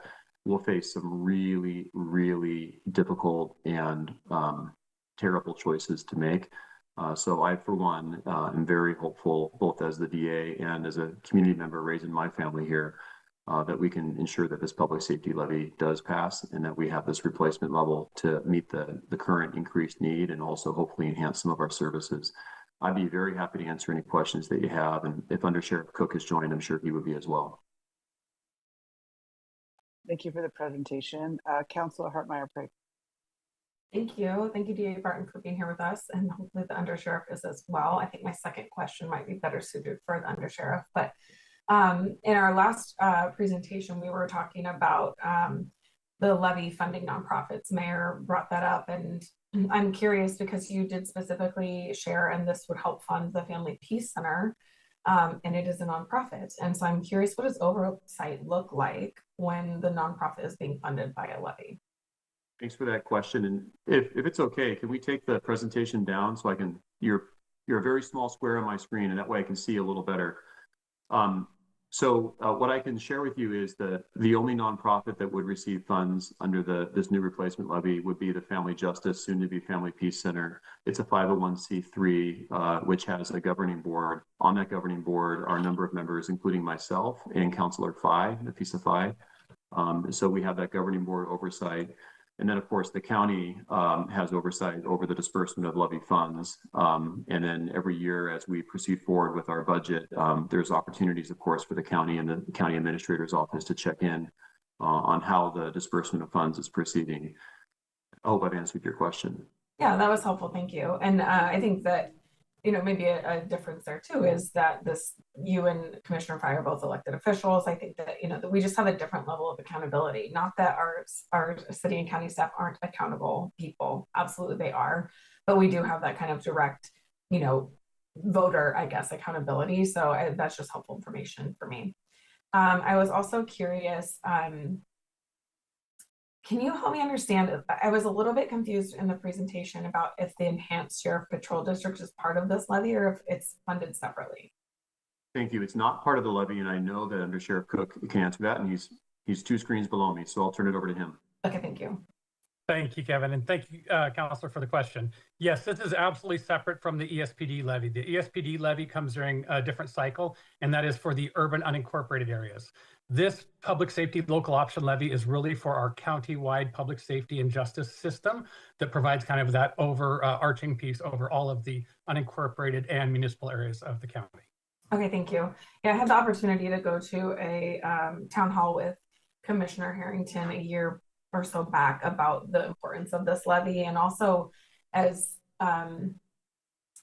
like hearing the conditions of the county jail and the needs to take care of the county jail, because taking care of the county jail means we are taking care of the people in the facility. And I think that that's something that we are responsible to do. If someone is in our custody, we need to be taking care of them and having conditions that they are taken care of.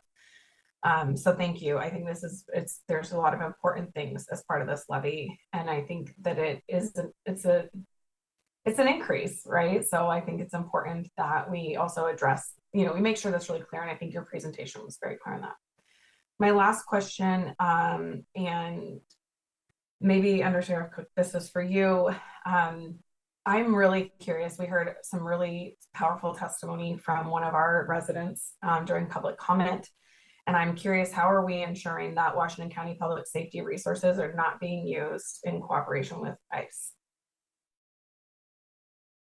That's a great question. So we have specific kind of rules for both, not only the sheriff's office and our deputies at patrol, but also for the municipalities of where we can and cannot interact with federal agents with ICE. Specifically, when it comes to non-criminal civil detainers, we will not engage in those activities. And so if one of our federal partners came to us with a civil detainer, we cannot enforce that. We will not participate in that. Now, if they have a criminal matter and they have a judicial order from the courts, that moves it into the criminal realm that we will engage in. But we really draw a bright line between the federal immigration civil side and criminal activities that occur here throughout Washington County.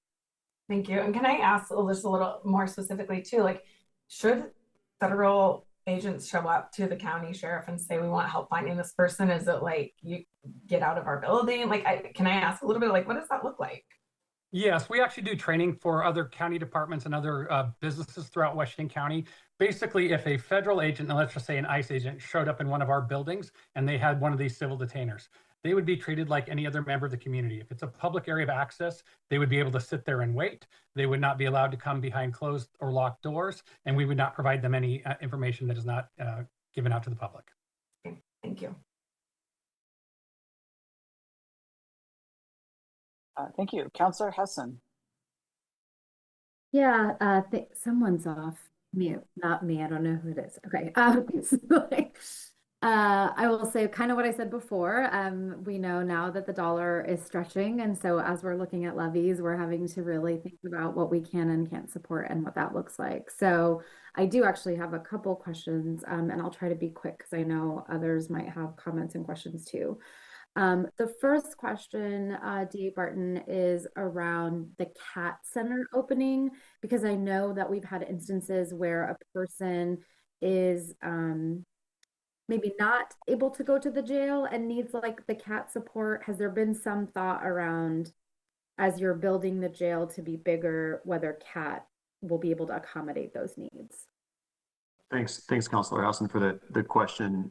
Yes, is the short answer. There's been thought about that. I think right now, when it relates to the jail, our first focus is to get the jail back up to full operational capacity with the current building that we have. So that's 572 beds. We also know that down the road, we will need to increase the capacity and frankly, the services that the jail offers. And that needs to happen also, but that's going to be step two. Step one is getting us back to, frankly, where we were before COVID. With the CAT coming online in the two different locations, it's just a wonderful new resource for our county at the perfect time. I wish it were a little bit earlier, in fact, but it's coming online at a great moment in time. And I'm actually very excited to see how it will operate in coordination with our deflection program. So for those of you that have heard about deflection, that's the ability to give people who are possessing a user level amount of drugs an opportunity to avoid engagement in the criminal justice system in the more traditional way, and hopefully route them into some sort of treatment modality. And I think there's a wonderful opportunity there with the CAT as well. So we can hopefully route people so they're not really interacting with the jail or the DA's office or the court system. Okay. And the enhanced sheriff patrol district levy, that's different, and that would not impact our community voters.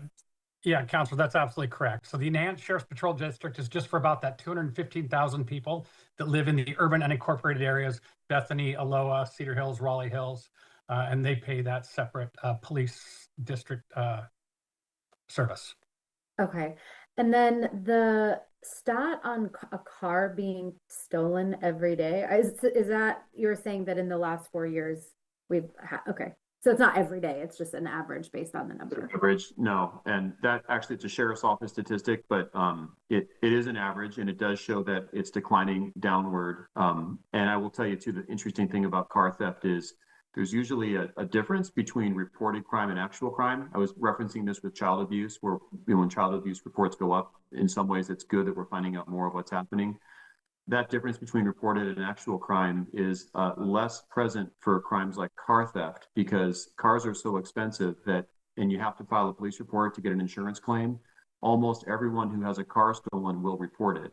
So car theft is actually a pretty good indicator, almost like a canary in a coal mine, of what's happening with crime trends more generally in the community. So we saw car theft go up in the last several years, and now we're starting to see it go down, which is a promising sign. Okay. And then last question about like the child abuse reports. It's helpful to see that data. In terms of actual, like what % of those reports are founded? Is that data that we have access to? We do. I don't have it with me. Those numbers, actually, Under Sheriff Cook and I were talking about this just this morning. Those numbers come from what are called the DHS referrals. Those are also known as cross reports or 307s.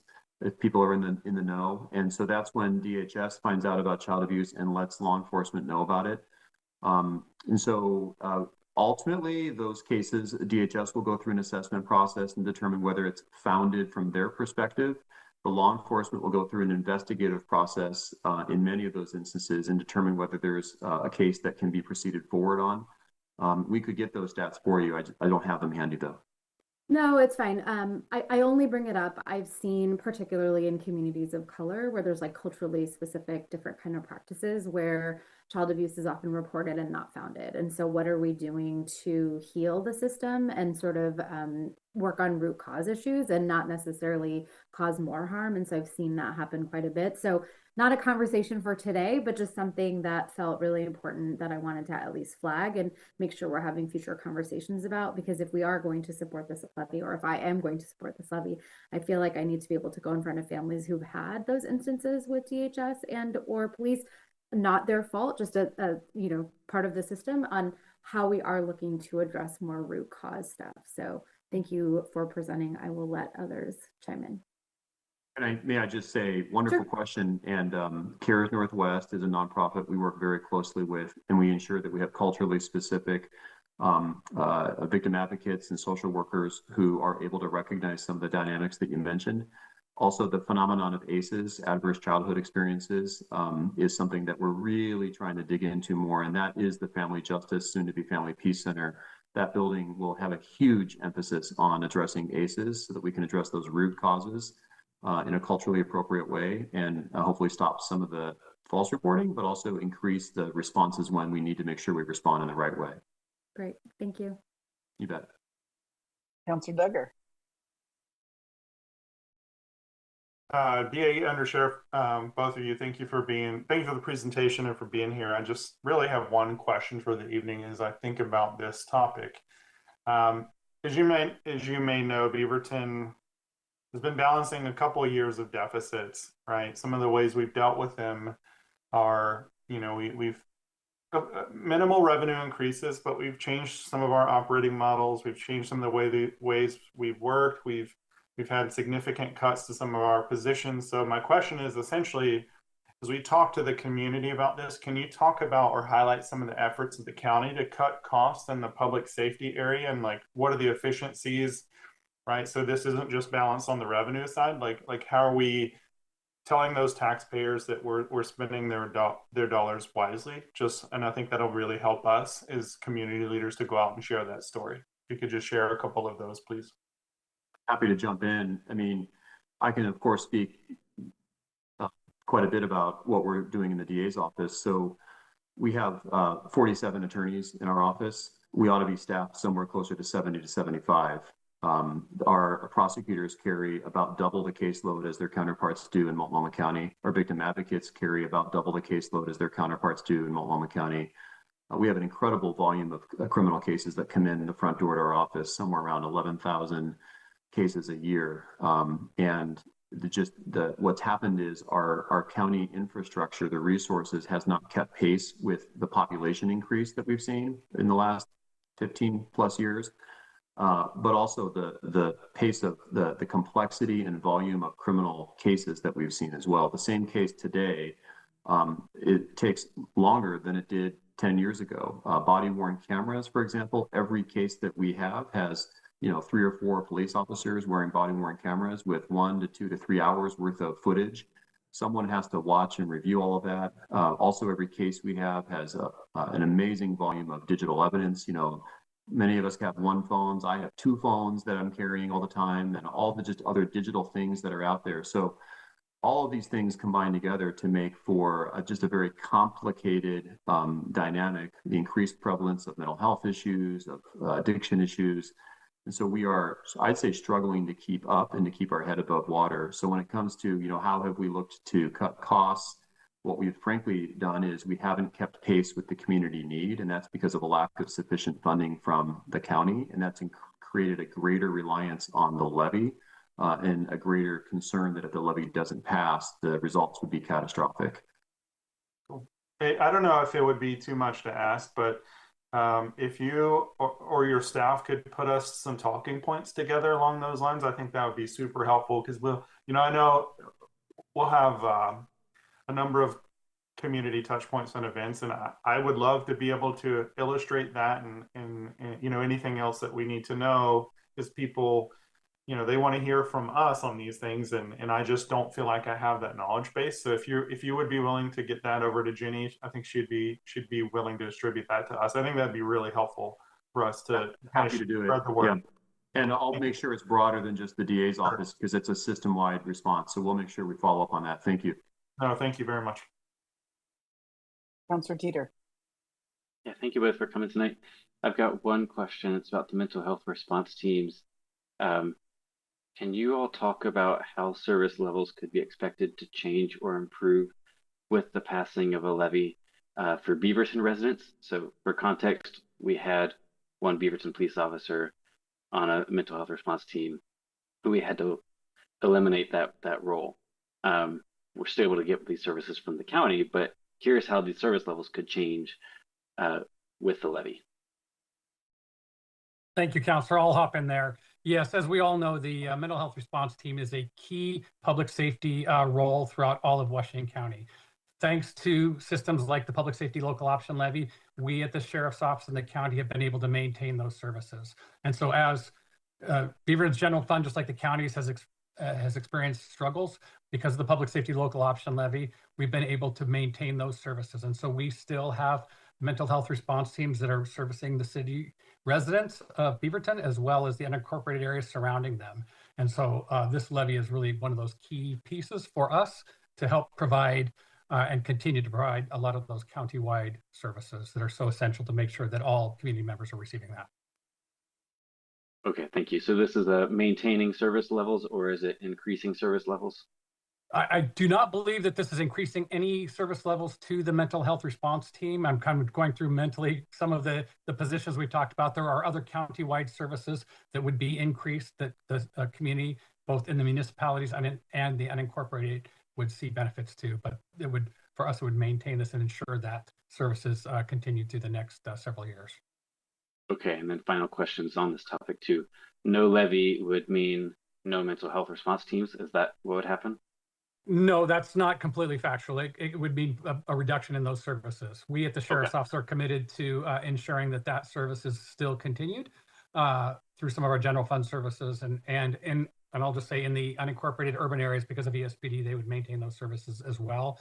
But it would just really help us ensure that we continue that solid countywide service to all members of Washington County. Okay, thank you. That's very helpful. And we appreciate you all stepping in as we've had to cut back there. All right, gentlemen, thank you for joining us this evening and hanging out. And I think you got some feedback from the council, and you also got some requests on some talking points. So if you need help facilitating that, please reach out. And I hope you have a good rest of your evening. Thank you. Have a good night, everyone. Thank you. Bye. All right, crew. I know, I just want to say for the record, I know those were presentations and we went on quite a bit longer than we would normally allow a presentation to go, but considering that both of those organizations are asking for council support, individual support as we go to the voters, making sure that we had time to really get to the crux of the questions that the council continues to ask was an important piece. And so we don't really have a category that's not presentation and or work session, that's ballot level conversations, but just so you know, in the future, we won't allow presentations to go on that long. Jenny is probably going to kill me for letting it go on as long as we did. All right, the next item on the agenda is a public hearing for Ordinance 4871, amending Beaverton Code Section 6.02.080 and Section 6.02.390 relating to parking permit application. I now call to order this public hearing. First, we will hear from city staff. Then we will take public comment. Anyone wishing to speak at the hearing should follow the instructions included on tonight's agenda. For those attending in person, which I don't think applies here, please complete, if you are in the council chambers in Bowie or not, please complete a yellow visitor card found at the table at the entry door. There are staff in the building to help you. Let's proceed with the staff presentation, and I believe that is Andy. Sorry, Mayor, point of order. Yeah. I don't know if it matters, but I thought we had the permit fee waiver before. Am I out of order right now? That is correct. That is the way it is on the agenda. Okay. Okay, sorry about that. Just skip that or pause that. Sorry. Do I need to do anything for the record? We haven't had any conversations. No. Okay. You can just go back to the previous agenda item regarding the site development hearing. Okay. The next item on the agenda, just kidding, is an agenda hearing to consider a site development permit fee waiver. During this hearing, we will hear from both city staff and the developer seeking the site development permit fee. We will we are able to ask questions both of staff and the developer before making our decision. This is just cause hearing requested by the developer under Beaverton Code Chapter 9.05. And there is not public comment component of this type of hearing. So first we will hear from city staff.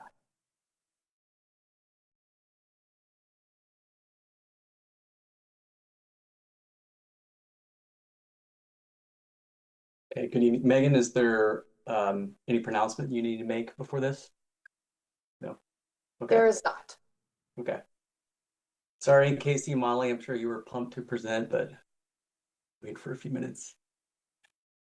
Okay, thank you and good evening, Mayor and councilors. My name is Andy Varner. I'm the Community Development Director for the City of Beaverton, and joining me tonight is also Coy Lay.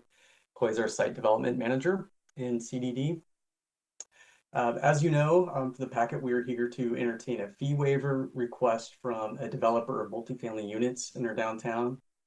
I will present some of the information and a bit of a code backdrop for the request, and Coy will be here to fill in if you have any technical details or process details as his division originally processed the intake and routed the permits. Next slide, please.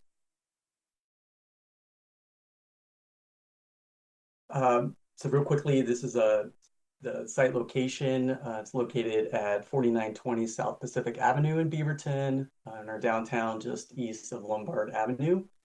And the development is being done by 1224 Architects and Assembly. They're also the appellant for this hearing tonight. Next slide, please. So the reason for tonight's hearing is that the developer that applied for and was issued a site development permit and originally paid the fees in August 2023, but their permit lapsed and they paid fees a second time with a new permit earlier this year. And that's only for site development, not for planning, not for building, only pertains to site development permitting. According to Chapter 9.05 of the Beaverton Code, site development fees are non-refundable except when the city has incurred no cost of the processing of a terminated or withdrawn application. And we should note that the permit in question was never terminated, nor was it withdrawn. It simply expired with a lapse in time. The developer requested a hearing because the fees are not refundable and only the council may reduce or waive required fees on a showing of just cause. The fee amount in question is shown here at the bottom of this slide, a little over $38,000, and that's the 2025 value of the permit. And next slide, please. Here's the expiration and the extension section of Beaverton Code. I won't read it in full, but briefly, a permit issued shall expire 1 year after the date granted. If the permittee is unable to complete the work within the year, they may present in writing to the city engineer a request for an extension of time, stating the reasons for the requested extension. If the extension is necessary, the engineer may grant additional time for the completion of the work. Now, regarding the permit extension process, extensions must be approved before the permit expires. Extension requests are accepted through email or a phone call, and all extensions are granted by staff and documented by providing a new expiration date, which is typically 1 year.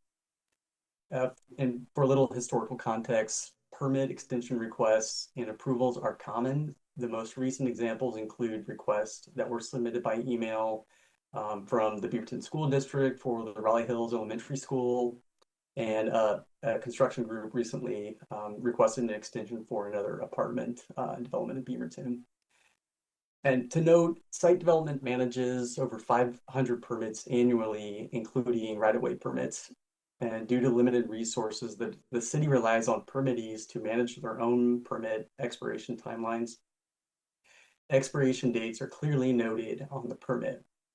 The 1 year permit duration allows the city to both ensure that permits continue to meet the most current and applicable codes and engineering standards, and it also allows us to allocate resources effectively based on open permits. Requests for site development permit extensions after a permit has expired or requests for permit fee waivers seem to be unprecedented for those on staff currently, and we've not found a similar request in the city's recent database records. Next slide, please. So on the left, you'll see the old and the new site development permit information with the dates and the amounts. On the right is a timeline of the events associated with these permits as you go down the screen. So I'll note a few things. As discussed, the original permit expired in August of 2024, and there were 6 months between the permit expiration and then the request for the extension from the developer, which was in February earlier this year. The initial permit review did take longer, and that's due to being at brand new information and the full routing of all departments, because site development permits are routed through building and planning and engineering and public works operations for the full plan review. When the developer reapplied in 2025, the staff made sure that the developer paid the new fee and made it in before new engineering design manual standards became effective on March 1. Without doing that, that could have impacted their original permit and their design due to having to comply with new standards. And we also did what we could the second time around to process the second permit quickly through expedited permit review so the project can move ahead as quick as possible. Next slide, please. So as a reminder of Chapter 905 of the Beaverton Code, only the council may reduce or waive required fees in the showing of just cause. And here are the recommended actions and the options the council has at their disposal. Option 1 is to deny the fee reduction or waiver, and you'll see there would be no financial impact, no administrative impact, and the policy implication would be to maintain consistency with the code. Option 2, to entertain a reduction or a waiver of the fee would obviously have an impact in a reduction of the general fund revenue, because all site development permit fees are general fund revenue. And administratively, there would be additional effort from CDD, legal and finance to process the refund. And the policy implications would be setting a precedent after a permit expires, and it does weaken the incentive somewhat for timely permit management. And with that, I think that's all of my information, and I'd be happy to answer any questions. All right, Council, this is the portion where you can ask questions of staff, then we'll hear from the applicant and you can ask questions of them. Councilor Hartmeyer-Prigg. Thank you, Director Varner. So for the impact, where it's stated that staff time and effort was expended due to needing to generate the new permit, is there an estimated cost that comes along with that?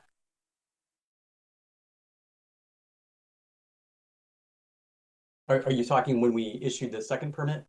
No, yes, I am. For the second permit, thank you.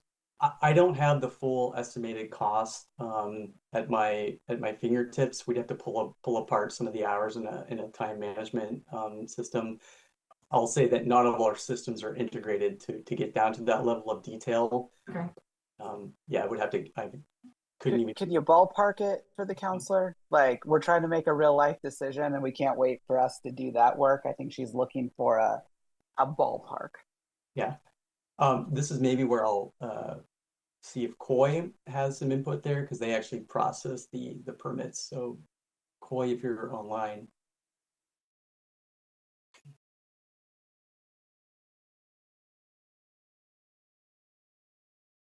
Well, I think you'll have an opportunity to phone a friend. We'll get through some other, if you're all right with that, Councilor Hartmeyer-Prigg, Yeah. We'll move some of these other questions so they could maybe call someone and kind of get an answer. Yeah, and you have a that couple sounds good. minutes because we could hear from the developer as well.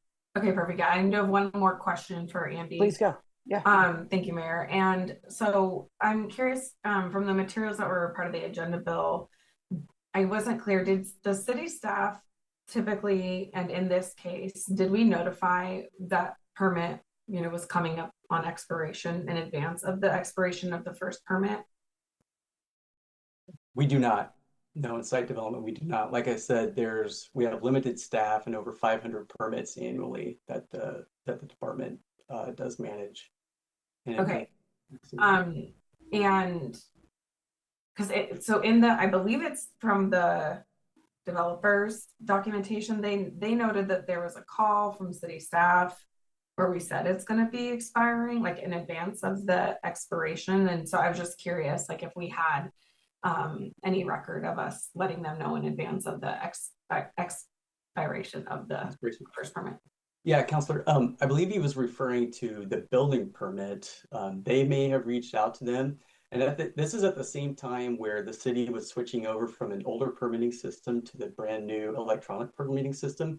Okay. I think as they were kind of cleaning up some things, they may have been noticing that as they're transitioning into a new system, a permit may be expiring then. Site development was not in that stage at that point. But you do bring up a good point because they were contacted by the city that a permit was expiring. I'm not sure if the developer was aware that they had multiple permits open with the city and other permits may be expiring as well. Okay, thank you. Thank you so much, Andy. Councilor Teeter.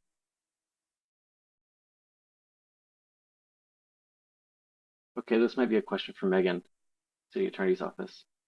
So our code has two different statements that I think are important. The first one is the one that says that fees are non-refundable, except when the city has incurred no cost. And the second one is the council may reduce or waive required fees on a showing of just cause. Is there a difference in definition here between a refund and a waiver? My interpretation is a refund comes after payment has already been made, versus a waiver which would come in advance of any payment. Is there any interpretation you all can offer?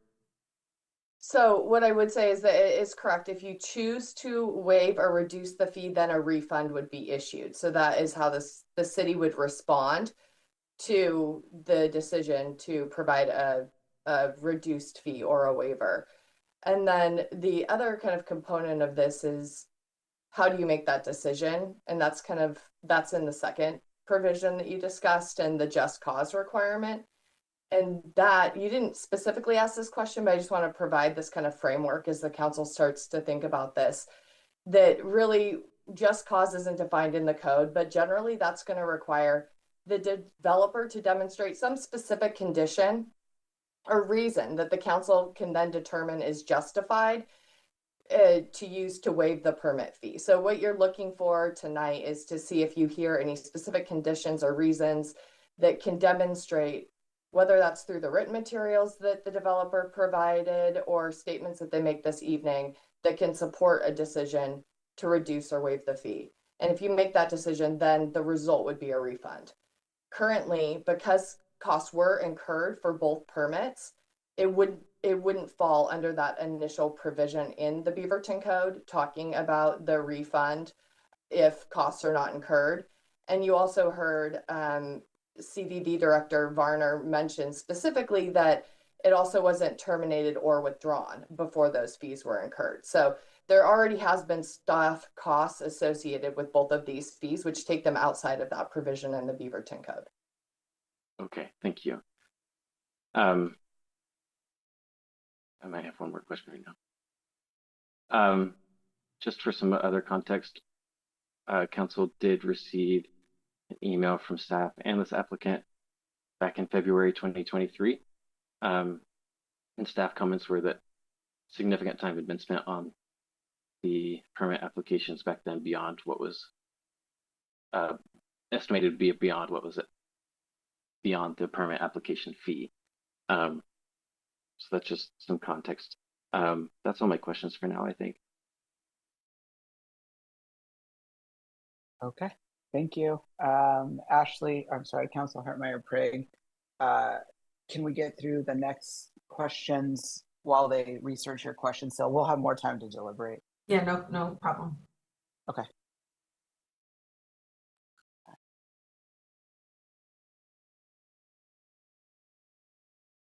All right. We'll now hear from the representative from 24 Architect and Assembly and by the developer of the Pacific Apartment Development.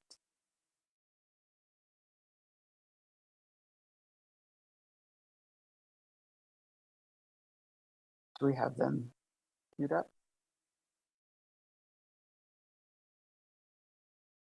Hi, this is Gene Templeton. I'm from 1224 Architecture and Assembly. Correct. I've been the applicant throughout the permit process, starting back several years ago. And Great. this Well, is Rich the floor Hanna. is Can you yours. hear me? Can you hear me now? Yep. Cool. Great. Well, thank you very much. So that was Gene you just heard from a moment ago. My name is Rich Hanna. We're both here tonight, and we really appreciate your time. I'll note right at the top that we realize that you're dealing with very complicated things, and this is considerably more simple, and hopefully we can move through this quickly so you can get on to other things. I'd like to acknowledge both staff member Mr. Varner as well as Mr. Lay. They've been very helpful to us through this entire time. We actually don't really contest any of their presentation, and we'll just get to some of the points that help maybe to try to justify why we think we are entitled to some portion of this money to be returned to us.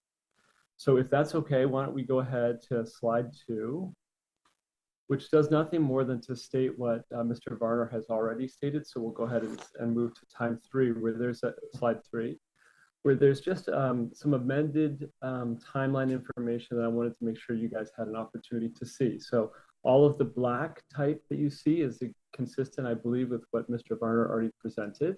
The blue is just some additional information which may be pertinent to our justification.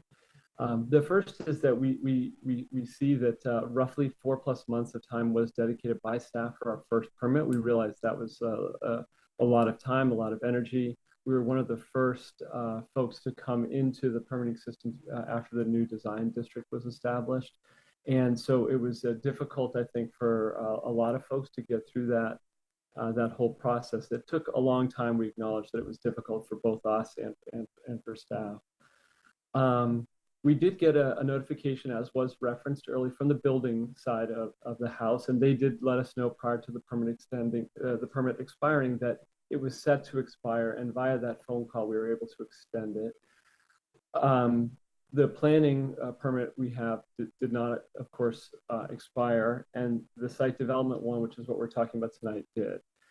We were not notified. I understand there's a lot of things that go through the system, but also, the building department did help us with that. And through a simple phone call and a short conversation, it was extended. There's a little inconsistency, I'll point out, between how one department at the city and how other departments tend to handle these things. And we would expect there's an automated way for applicants to be notified that they're pending the expiration date. One of the things that came up, I think, quickly by Mr. Lay when we were first talking about this is, why in the world did you guys let a permit expire? And that is 100% on us. We were pleading, full responsibility for that. The code is quite clear what it says. Our particular circumstances that caused us to both pay the permit fee to actually get underway and begin the construction project, and then stop it very suddenly, had to do with the regional bank failures. You guys will all remember Silicon Bank, and you'll remember First Republic. Both banks went into difficulty. It was a few months after that time that our bank that was financing this operation called us up the day before all the documentation was to be signed, and they let us know that they were changing considerably the overall costs that we were going to have to bring to the program. And it really broke the entire program from one that was marginally profitable to one that was enormously unprofitable. And so it was during that time that we stopped development. We pulled people off of site at that time, and we went into a hiatus situation, and then eventually got back underway, unfortunately, after the expiration had occurred.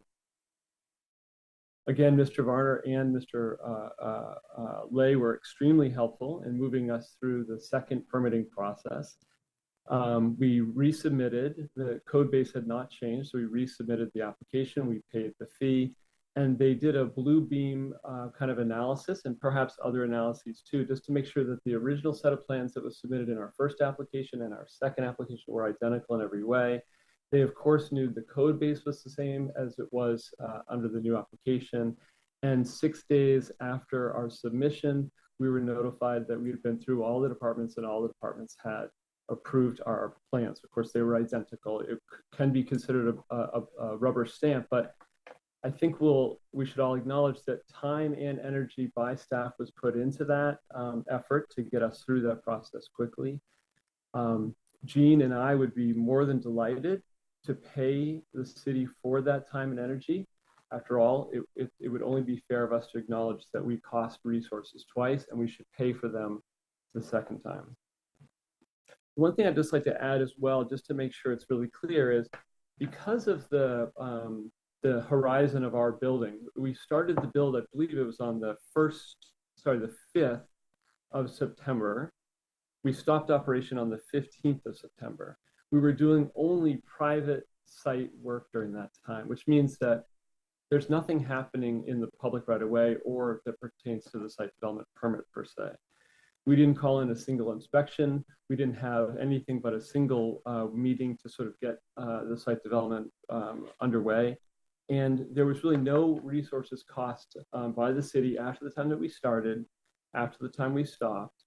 And then, of course, during the entire time that the permit was idled, until the expiration and after, still no resources. And it was only once we realized that we were underway again and we had lost the opportunity to simply extend that we had to go through the process. And we cost resources again to the city at that time, and those, of course, are the ones that we'd be happy to compensate the city for. So 6 days, I think somebody was asking what was the amount of time dedicated and how much money. I don't know how you calculate 6 days, but there was certainly time, there was certainly energy, there were certainly full-time employees who are working on it for a portion of those 6 days. Next slide, please, if you don't mind. Okay. Yeah, so I think this simply states the two things. You know why we're here. We as it relates to executing the first permit after issuance, no resources were taken. As it relates to getting the second permit, through the process quickly, it only took 6 days. A very small number of resources were accessed. That's sort of the summary of how I respond to Mr. Varner's presentation, but I just wanted to do, if you don't mind, 2 or 3 more slides here, and I'll make it extremely quick. So next slide, please. I mean, we are aware, and you guys are aware, and I won't, of course, spend any time on this, that housing is an important priority to Beaverton. We believe that's awfully important. Next slide, if you don't mind. These are some of the details of our project. They are in the Downtown Design District. We do have a live-work unit. We are trying to deliver this 18-hour workday that you guys have spoken about. There's many attributes here which, in the simplest terms, for us, cost money. When we do anything that's green or anything that's in favor of environment or residents in terms of livability, which is what you can see throughout this entire slide, it costs money. And the things that we have not done are because we can't afford to do more. So we had solar intended, we cannot do solar right now. So when we take money and we put them towards, one thing, it obviously means that we have to sacrifice elsewhere. Next slide, please. So just a reminder here, and this maybe lends itself towards the justification idea, is that one of the policies in the comprehensive plan, clearly states that work with regional partners to develop measures that reduce upfront housing development costs. And this is an opportunity, I think, for council to say, yeah, the code is written strictly. The appellate recognizes that they made a mistake, and we still have an opportunity to try to work in cooperation with our partners. And the last slide, please, if you don't mind. Thank you. So lest anyone believe that we're not contributing significantly to the city in terms of the infrastructure we're doing, we are in the Downtown Design District, but this particular street is not even remotely up to code in order to allow for 7-story buildings, which could be permitted up and down this entire street. We have permitting costs, which are described there on the top line. The right-of-way improvements, this would include sewer, water, undergrounding electricity, undergrounding all of the Ziply fiber and the Comcast fiber. the city has asked us, and we reference it a bit more, to extend the right-of-way improvements even beyond our own property to make sure that the entire street all the way to the dead end has been sort of upgraded from an infrastructure point of view. That would allow a future developer to develop on the lots beyond ours and tap into this brand new infrastructure. The city asked us to do that. We said, yes, of course, we'll do it. And the city is compensating us, not for the soft costs incurred to make sure that's possible, not for our time or oversight or responsibilities to make sure, but for the hard costs that we are being charged by our subcontractors, that $45,000 that you see there. The city is offering credits to the degree that the city can. The city's also offered some incentive grants. The planning department has been fantastic for us. And the net result is that we are going to spend on infrastructure upgrade and all of the mandated costs for the city, $888,000. This, by the way, is all before we put a single shovel into the ground to build the building. The building is not built with this money. This is just the amount of money that needs to be spent in order to build these 13 units. We're seeking some portion of the second permit fee to be returned, ideally all of it. If you have to reduce that amount a little bit in order to accommodate the 6 days of staff effort, we would certainly understand that. And that's really what we're seeking. The last slide, I said last slide before, but now I really mean it. We are sort of a unique situation here, and we want to just make an invitation to anybody who is interested. We are a super small team. It's just me and Jean. That's it. Anything that has happened on this building from the very start to the very finish, it goes only through us. We have seen all kinds of opportunities. We have learned a tremendous amount, and we can see ways that we can help the city with either some code changes or some opportunities to make this a little bit more of a friendly environment for developers, to sort of allow you to see your housing vision come to life. We would certainly be willing to take the time and energy to meet with anybody who's interested to open up that dialogue and also allow us to sort of share some of our insights. We believe in Beaverton. We want to be here. We want to do more projects in Beaverton. And with that, I thank you very much for your time. Great. Do we have any questions of the applicant? Okay. Seeing none, I am going to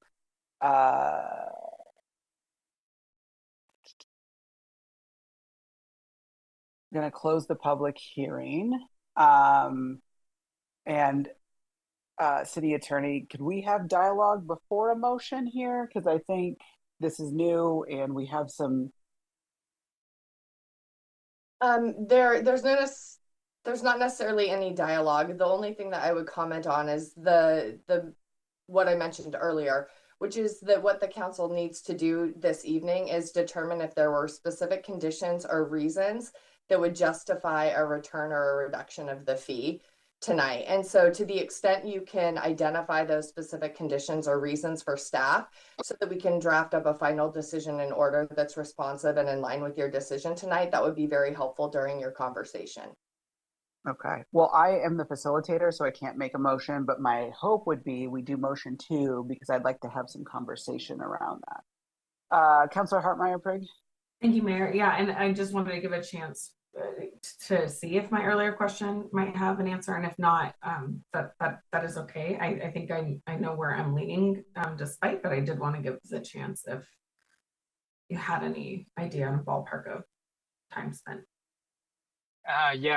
Good evening, Mayor Beatty and the member of council. My name is Koile. As Andy mentioned, I'm the CDD site development division manager.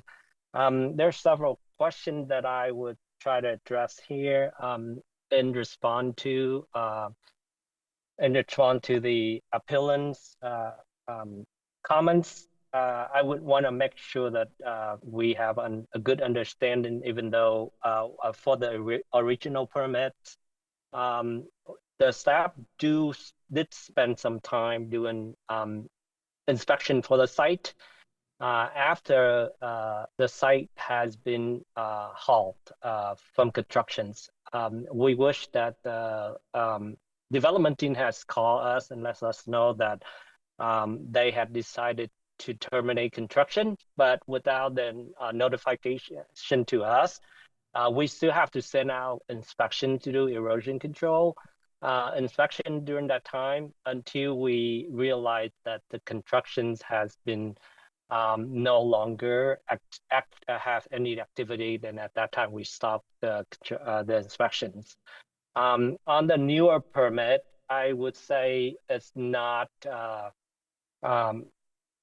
6 day. Our records show that the permit has submitted on February 27, and we issued the permit on April 4.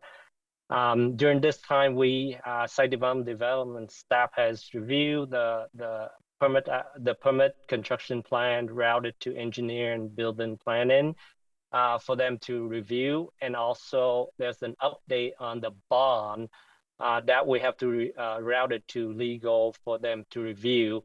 Even though we haven't tracking out hours, we did spend time doing a review of the site plan and also any additional document that we required to review as part of the issuing of the new permits. Thank you, Mr. Lay.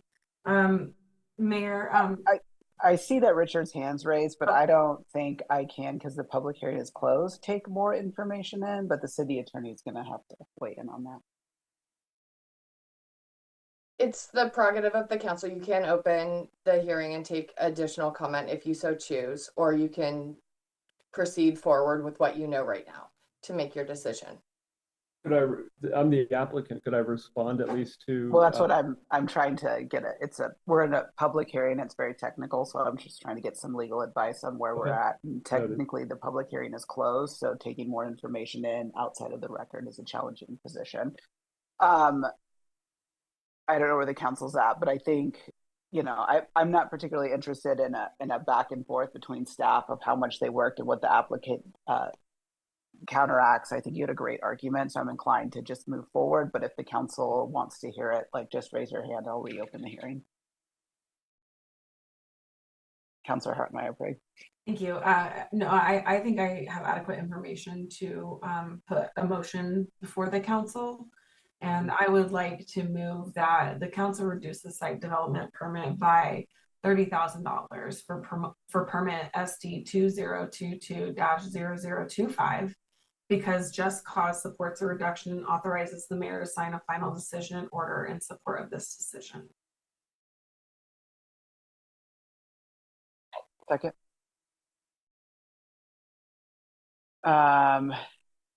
Is there discussion on the motion? I would like to, I can give my reasoning for the motion. Was there a second? Did I miss it? I seconded it. Oh, you seconded it. Okay, thank you. Okay, Yep. So my reasoning is, I think that in normal circumstances, and given that our practice is to extend a site development permit, like, so long as the request is made in a timely manner, like, that to me is part of my reasoning. But hearing the explanation from the applicant, I do think it's important that we as a councilor take all the steps we can to reduce the cost to housing development in Beaverton. When we talked about our housing strategies and things that we were looking for in future housing development, this property has that. The reason I think that there's just cause is there was a lot happening with banks. We understand how tricky funding can be for housing. I think that because we gave notice of the building permit expiration, it may have caused the applicant to expect that we would let them know of other permits expiring. And just like hearing what was all going on, I can understand there being reason to have missed the opportunity to renew the site development permit. Councilor Teeter. Thank you. I'm going to vote no on this motion. I love the project. I have been excited about it excited for it ever since I first heard about it a couple of years ago. I love the project, but my decision has to be based under my interpretation of code and what the code says. And I'm not seeing the just cause. The date of expiration for a permit is pretty clear, and our standard practice is to rely on permit holders to follow through on their own timelines. And because rigid as that feels, that is what the code says, that there needs to be just cause. So I'm not seeing that here. I think that if we were to grant a waiver or a reduction, it could cause some similar conversations, tricky conversations in the future as well, where people might let their permit expire so that they can come back in under different code changes, but at a different rate instead of, or increased rates as time goes on. They might be able to file a permit before they're actually even ready to start construction. I could just see some doors opening for people to take advantage of this in the future, and I wouldn't want to be having the city accused of playing favorites with any personal favorite projects. So I'm going to stick with my interpretation as closely to code as I can, and that's just not seeing the just cause. Councilor Tivnan. Sorry about that. I'm inclined to agree with Councilor Teeter on this one. I think that the dates are clear in there. I don't think that it needs to be on the city to send reminders regarding it. If there's any thing in this that might be a lesson learned, is that the onus is on the permit holder to meet the requirements that they have agreed to in terms of dates and being aware of those, and that the responsibility lies with them.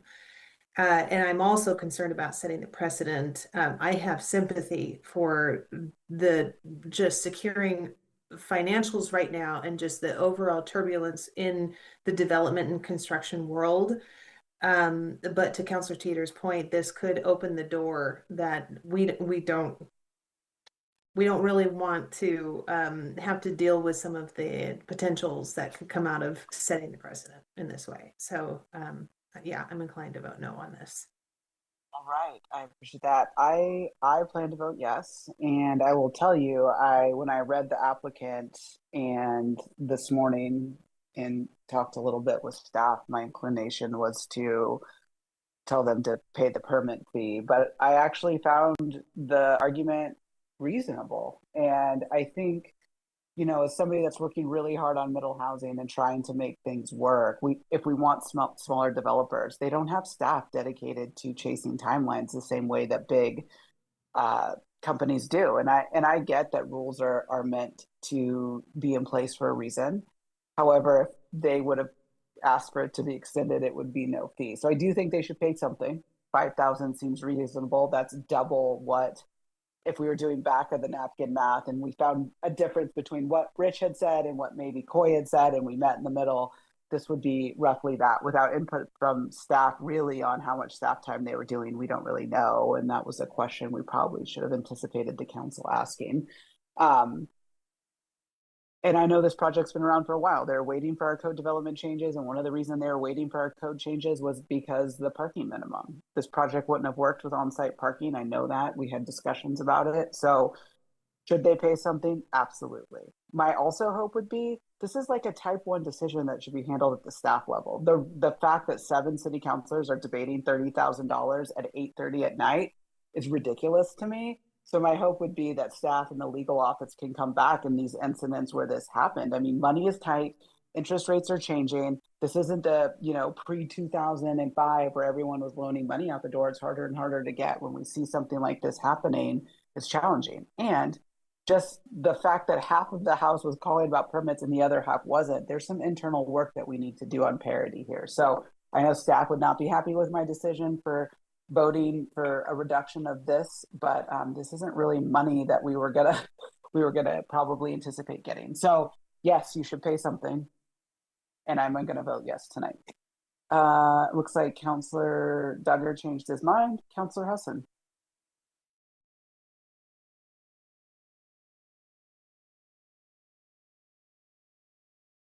Sorry, multitasking here. No, it's all good. I am compelled to also vote no on this because of the reasons that were shared. I do want to say that I support the idea of middle housing. I support the idea of what we're trying to do here. And I have empathy towards the folks that are here in front of us. But I am also cautious and thoughtful of the precedent that we could set. I could potentially be open to a different amount of reduction, but the reduction that was suggested in the motion to me was too high. So that's kind of where my mind is at right now. Okay. Councillor Duggar. Yeah, I'll say what I was going to say. Like, I also think I'm a no, but that doesn't, I'm not conceptually against this.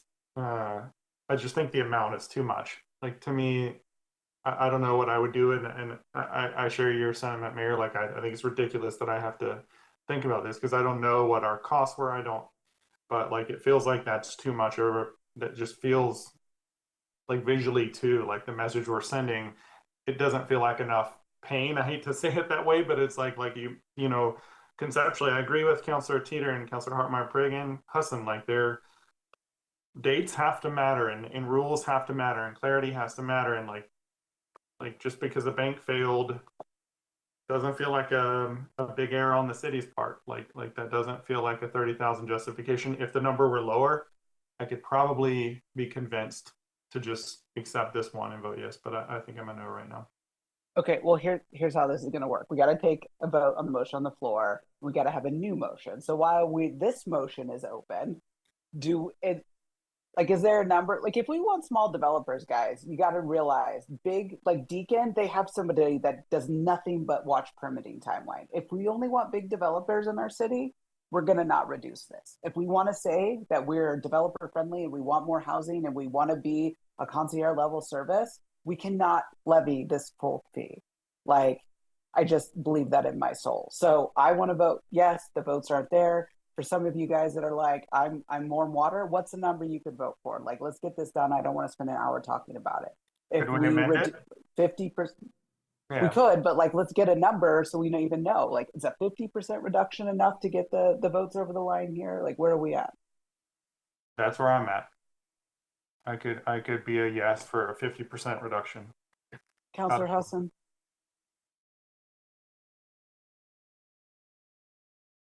What? Sorry, what is that number? Just so that I can be clear. What's the total? 32,000. So that would be 16,000. I thought that the fee was about 35,000. 35,000. So 17,500.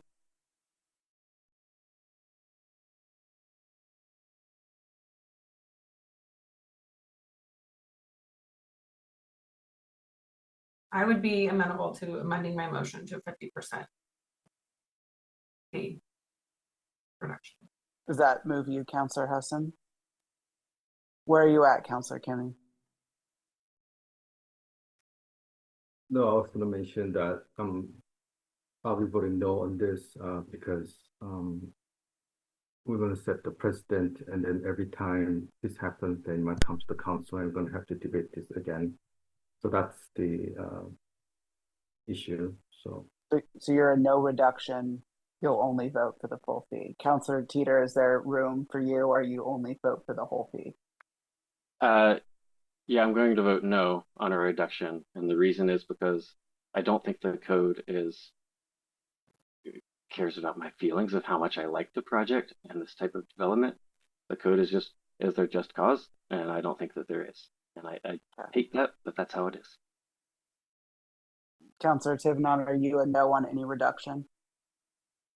I hate to be brutal about this, but this could have been solved with a simple Outlook reminder. I understand that there are a lot of moving parts to a project like this, but down to dates that are very clear when you're agreeing to them, you need to stick to them. If we're expecting this on a cellular level with a somebody who owns a home who wants to do an addition to it, that they have to also carry forward with agreements such as permits. I think that we need to have that cascading up and down the system, and we have to stand behind the code as it is written.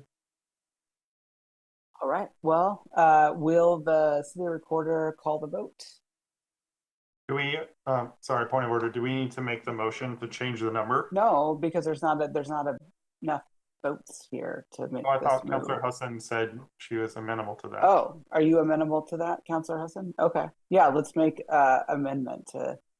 Okay, so I move to amend my motion to do a 50% fee reduction of the permit fee that was charged for the second site development fee, given the applicant's what I interpret to be just cause for missing the extension request. I'll second. Okay. Any discussion on the amendment? Sorry, order. I think Mayor Beatty, since you were my second, I think you have to. Oh yeah, I'm amenable to it. I will second it. Thank you. Thanks for our little parliamentarian previous attorney. Thank you. Any more discussion? Councilor Kimmy, is that you? You're good? Okay. Will the recorder call the roll? Councilor Duggar? Yes. Councilor Hartmayer Prigg? Yes. Councilor Hassan? Yes. Councilor Kimmy? No. Councilor Teeter? No. Councilor Tivnon? No. Mayor Beatty? Yes. 4 yes, 3 no.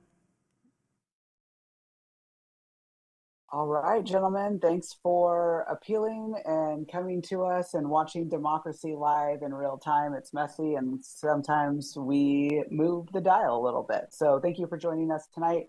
Staff, my request is though that let's have a conversation about potentially this not happening again. Like we need to give some authority to a city manager to make some decision making. And so let's think about what a future work session or plan might look like around that.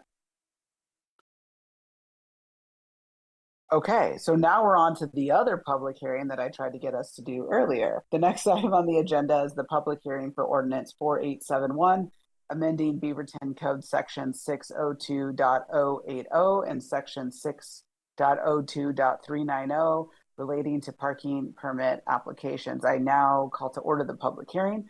First, we will hear from city staff, then we will take public comment. Anyone wishing to speak at the hearing should follow the instructions included on tonight's agenda. For those attending in person, please complete a yellow visitor comment card found on the table by the entry door and give it to the city recorder seated at the end of the dais. Let's proceed to the staff presentation. Good evening, Mayor and City Council. My name is Casey Graziano. I am the Parking Operations Manager, and I'm here to discuss a code change. I don't have slides for you, so I'm just going to read my little script here, but in section 6.02390B, we're seeking to remove language that caps the cost of parking permits at the cost to administer and enforce the program in a parking permit zone. And in section 6.02390E, we are seeking to remove the specificity of which department within the city administers the downtown parking permit program and remove language that caps the cost of the downtown parking permit program to enforcing and administering the program. This code was adopted in 2002 and has not been adjusted since. Changing this code will help us adjust the program to current and future needs, including future potential price changes without legislative maximums. And while this code does not fundamentally change the current program, we are coming back to council on September 16th to have more conversation around the downtown parking permit program. And if there are any legal questions, Grace Wong is also here to answer those.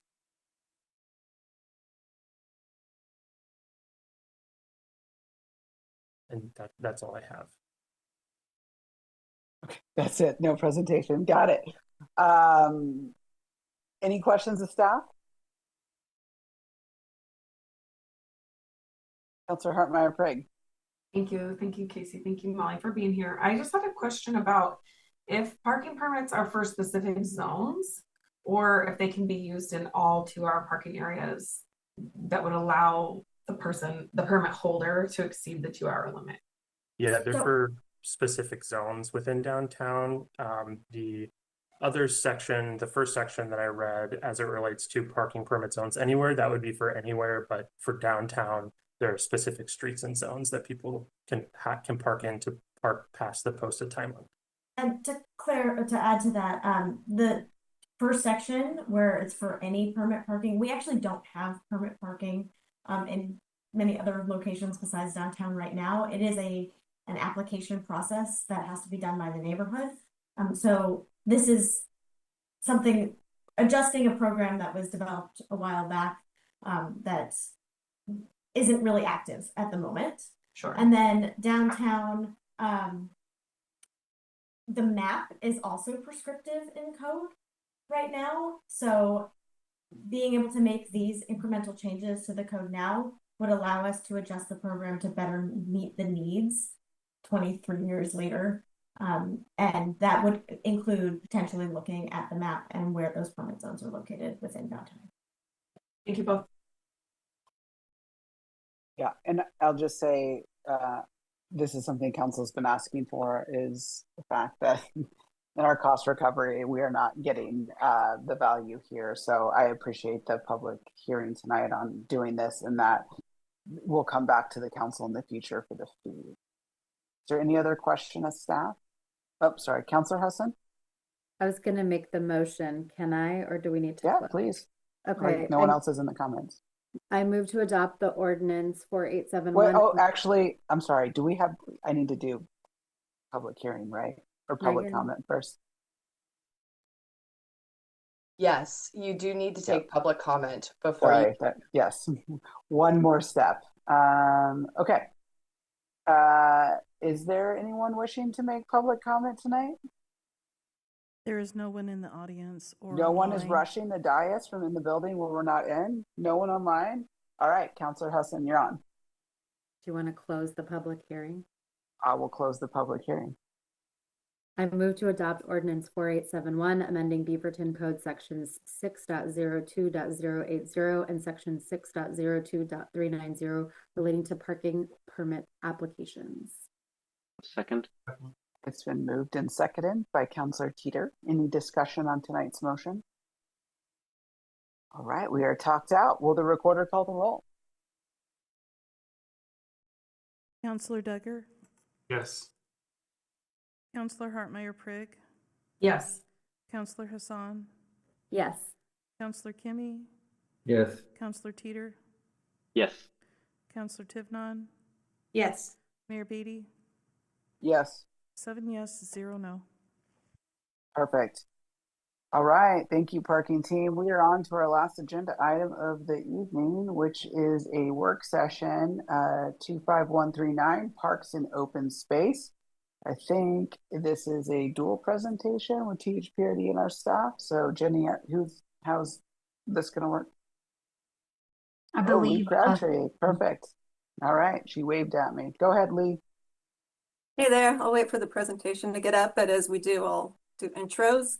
Good evening, councilors and mayor. My name is Lee Crabtree, and I am the Assistant Community Development Director. This evening, I'm joined by staff from the city and THPRD, or Tualatin Hills Park and Recreation District. From THPRD, we have Doug Menke, Aisha Panis, Peter Swinton. From the city, Liz Jones, Alyssa Maxwell, Tammy Connolly, and Emma Hyatt. Next slide, please.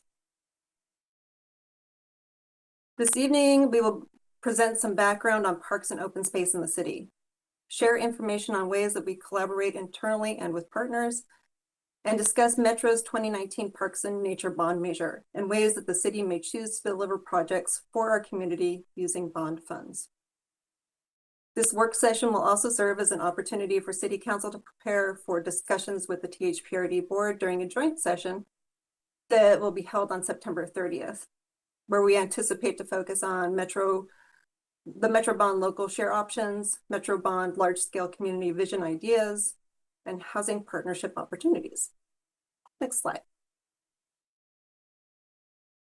Before we dive into the background of parks and open space in Beaverton, I do want to acknowledge that staff are asking council for direction on how the city should deploy its $5.7 million of local share funds allocated from the 2019 Metro Parks and Nature Bond. Option one that we've offered up is that the council could negotiate agreements with THPRD for them to acquire property within the city's urban service boundary and deliver projects within city boundaries. Or option two, that the city council could choose to allocate city funding and resources to independently acquire property and deliver projects. Or option three, some mix of the two. We will revisit these questions later in the presentation. Next slide.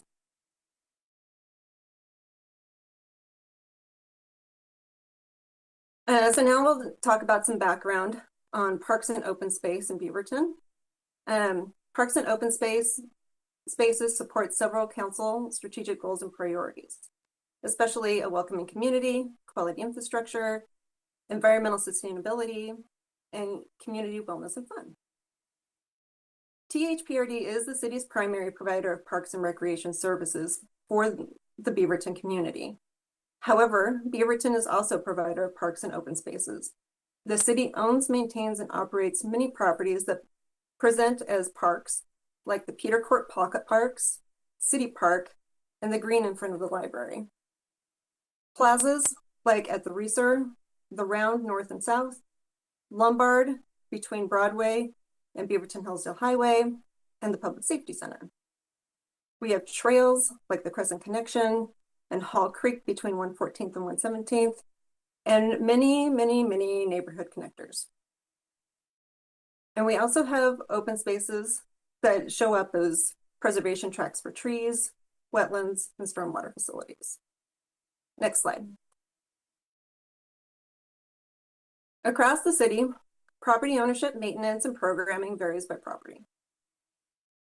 City and THPRD staff are involved in community engagement, planning, acquisition, design and construction, maintenance that includes resources like staffing, equipment, storage, asset management systems, and required certifications for arborists, playgrounds, and pool operators, and others. And we all offer programming that can be staff intensive and may include classes, open recreation, events, and specialized customer service systems. Next slide, please. Various partner agencies own and maintain properties that service parks and open space in Beaverton. Acquiring, developing, and maintaining these properties relies on partner agency collaboration. Some of the most recent collaboration efforts have included plans like the Downtown Parks and Open Space Framework and projects like the Lombard West redevelopment RFP. Next slide, please. Switching gears to regional parks coordination. In 2019, voters passed the Metro Parks and Nature Bond. The bond provides funding across 6 programs shown here. For example, the Protect and Restore Lands program could help Metro acquire land, such as property around Cooper Mountain Nature Park, or the Take Care of Metro Parks program could help Metro maintain land, such as the Cooper Mountain Nature Park. The remaining 4 programs are programs through which the city may seek funding. 3 through grant applications via the Nature Neighborhood Grants Program, creating trails for walking and biking, and advancing large-scale community visions, or through direct allocation and support of local projects we short-term call local share. Each program has specific restrictions for how bond funds may be spent. Access to bond funds may also be heavily reliant on local funds for community engagement, planning, design, construction, and completion. Tonight, we will focus on the local share program and touch briefly on large-scale community visions. Next slide, please. So what is local share? Local share program funds are to be used to protect water quality, fish and wildlife habitat, or connect people to nature. Eligible local share investments are as follows: natural areas or park land acquisition, fish and wildlife habitat restoration, habitat connectivity enhancements, maintaining or developing public access facilities at public parks and natural areas, design and construction of local or regional trails, and enhancing or new learning or environmental education facilities. The 2019 local share allocations included $5.7 million to the city and $8.6 million to THPRD. While the city has not yet committed its allocation, THPRD has been able to move forward on agreements and projects to spend most of their allocation. Metro is aiming for jurisdictions to commit local share expenditures via agreements by June 2026. Corresponding eligible expenses and reimbursement requests must be complete within 10 years from the date of the agreement. Next slide. So I'm going to take a quick drink.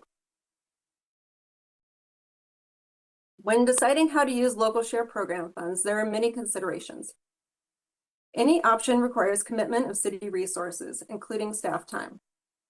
The degree of commitment will vary depending on city council priorities and direction provided by city council and the THPRD board. The most time-efficient way to use local share is through property acquisition.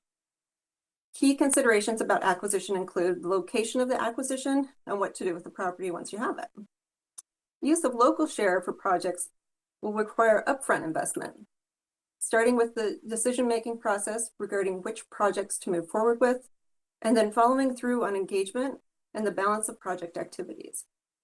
A key consideration for projects is that the bond only reimburses for program-eligible expenses. Next slide. Because THPRD has been active in utilizing bond programs to fund projects, we thought you would appreciate knowing a bit more about their activities. THPRD is making decisions about where to focus their efforts based on the district's Vision Action Plan that was adopted in September 2020, with the intent to serve varying communities within the district and deliver improvements that community members are asking for. Within the local share program, THPRD is moving forward on 4 projects the district felt aligned well with the vision priorities and the spirit of the Metro Bond. The dollar amounts shown with the projects on the slide are the Metro Bond Fund amounts, not total project costs. That's almost $11 million of 2019 Parks and Nature Bond funds for efforts in and around Beaverton. Next slide. We also want to introduce the Advancing Large-Scale Community Visions program as another way the city could advance city priorities. This grant program supports innovative capital projects that bring together nature, job opportunities, affordable housing, and safe transportation. Through this program, Metro is looking to support projects that inspire new ways to meet these challenges. Staff recognize the number of overlapping efforts in Central Beaverton, and we see an opportunity to coordinate the work of these efforts in a way that leverages them to deliver on community visions and plans.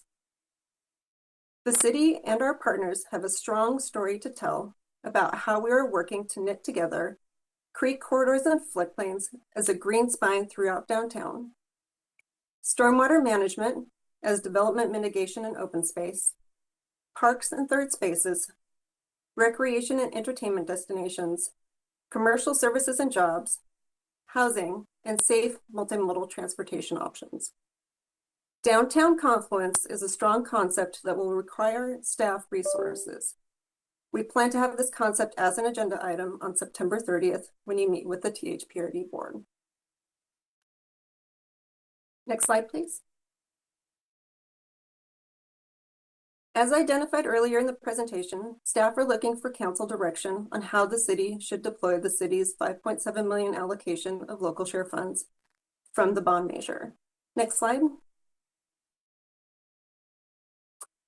Staff recommend that the city utilize the city's allocation through negotiating an agreement with THPRD to acquire property within the city's urban service boundary or deliver projects within city boundaries, or a mix of the two. Staff believe that this path will be the most efficient way to deploy the funds and deliver results for the community. This path will still require city participation in decision-making and delivery as a partner to THPRD.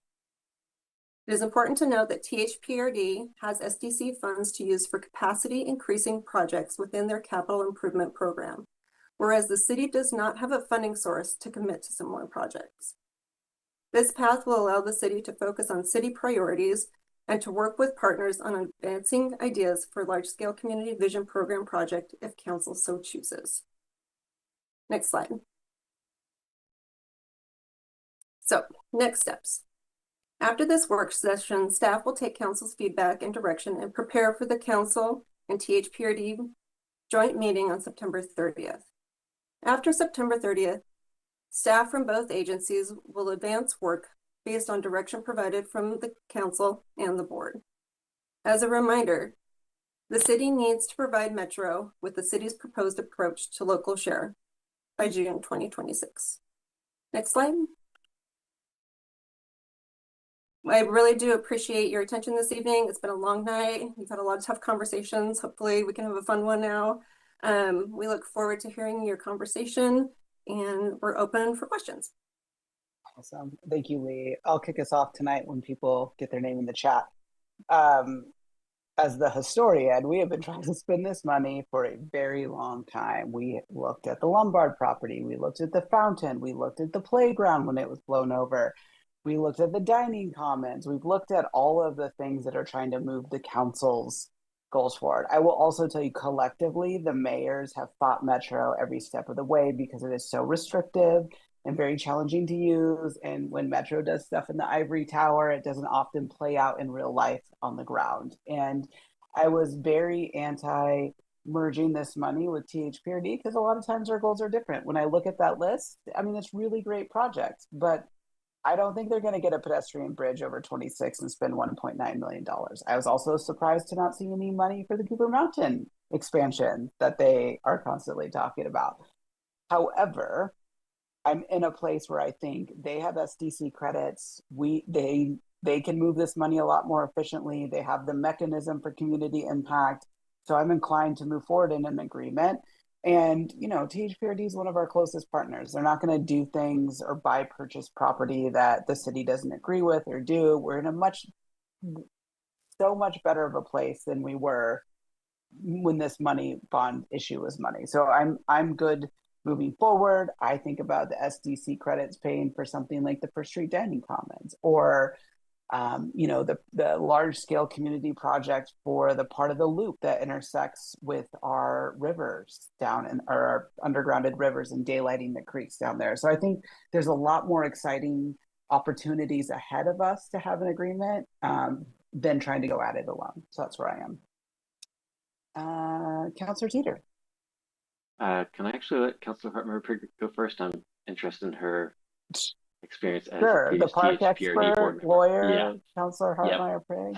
Don't give me these titles, okay?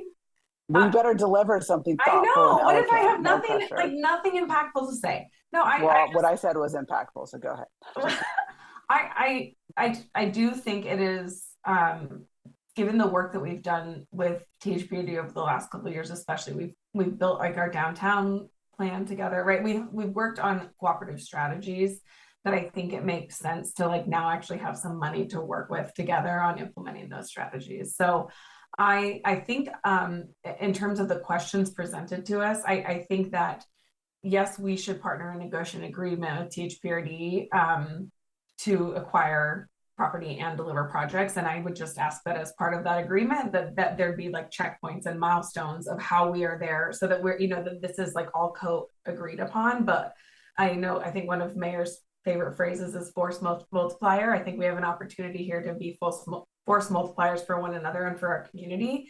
I just think that, you know, now that we have these governing documents in place that we've both agreed to, right? Both bodies have said these are things that are important, not governing, but strategies, right? We have strategies together and vision. So I think this is a really great moment and perhaps gives us a catalytic opportunity to get something that works well for both of us because we serve the same community and get it done in front of Metro within the deadline that we need to. Did that wow your socks off, Councilor Teeter? You can go ahead now.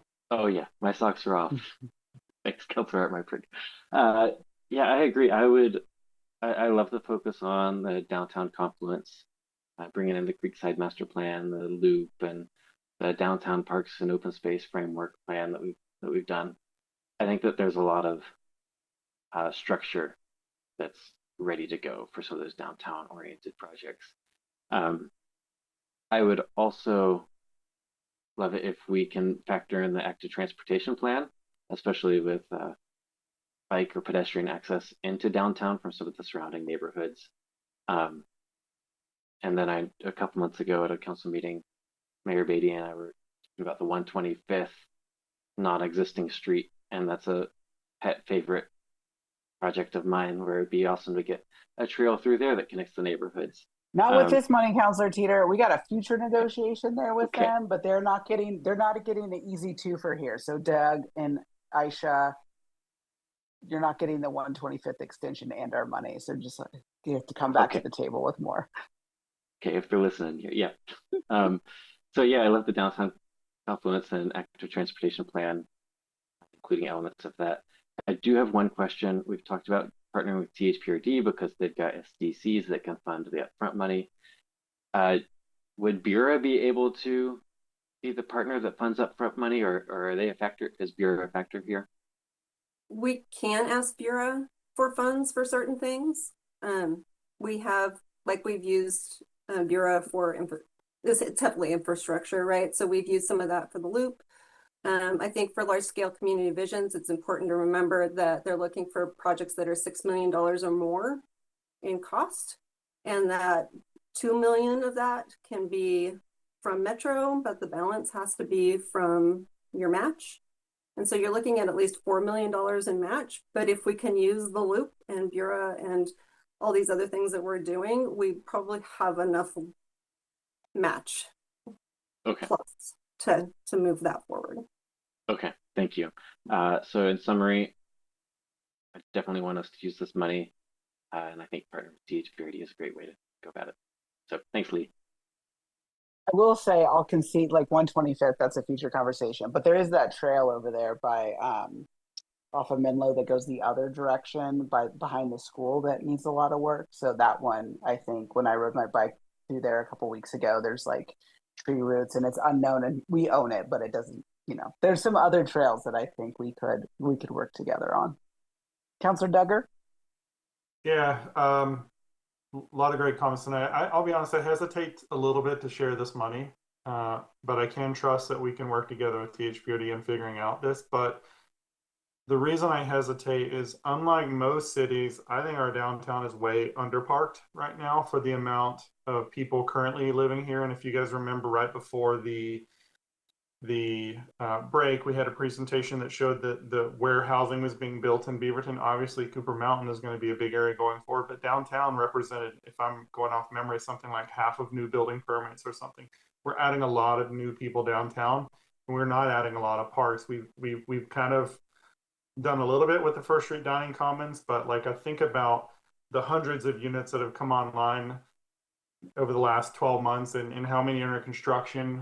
We had a discussion earlier in this meeting about new units that are coming under, and I think we've got to push really hard on THPRD that we need family parks, we need interesting urban spaces downtown, and that's, I'll be honest, like, I love the downtown confluence, but I just don't know that it's my highest priority for a park downtown right now, just because we have so many other very basic park needs downtown. I can walk to 2 parks downtown and I'm on the edge of it, right? Like, or sorry, 3 parks right now, but that's, like, if I look out west where some of my friends live and I go out there, they have a lot more parks. And I think there's a lot of good reasons for that. Like when the bonds were happening and when THPRD got that money, it was a lot easier and cheaper, to buy undeveloped land and stuff like that. So I totally understand why that's the case. But like, I think I can support working with THPRD, but I'm going to be really particular about the type of projects and where they are located, because we have some very specific needs in one of the fastest growing areas of the city, and I just don't know that this is the best mechanism to go for it. I can trust you guys if you feel that's the way but I will be very particular about what investments we make in downtown, particularly, as we increase, we need spaces for families and couples and young people and all this, but we also need, as Councilor Teeter, like active transportation investments. Those bike and ped paths are incredible movers downtown. They're incredible movers everywhere, but if we're going to pile a bunch of people at high density, it's not even nice to have anymore. It's necessary. So just some kind of live thoughts. I'm happy to, if you guys trust that that's the best way, I'm happy to defer to you on that. But well, I will just say it's $5 million, not $5 kajillion. So yeah, you're asking for an awful lot for $5 million, but I think they hear you. And I would say their work that they've done on redeveloping downtown parks, right? Because their old model was an acre or more, and so I think they're open to opportunities and the challenge. And this help put a little skin in the game to make it happen. Councilor Husson. Yeah, I'll try to keep this brief. I support number one, the top recommendation from staff.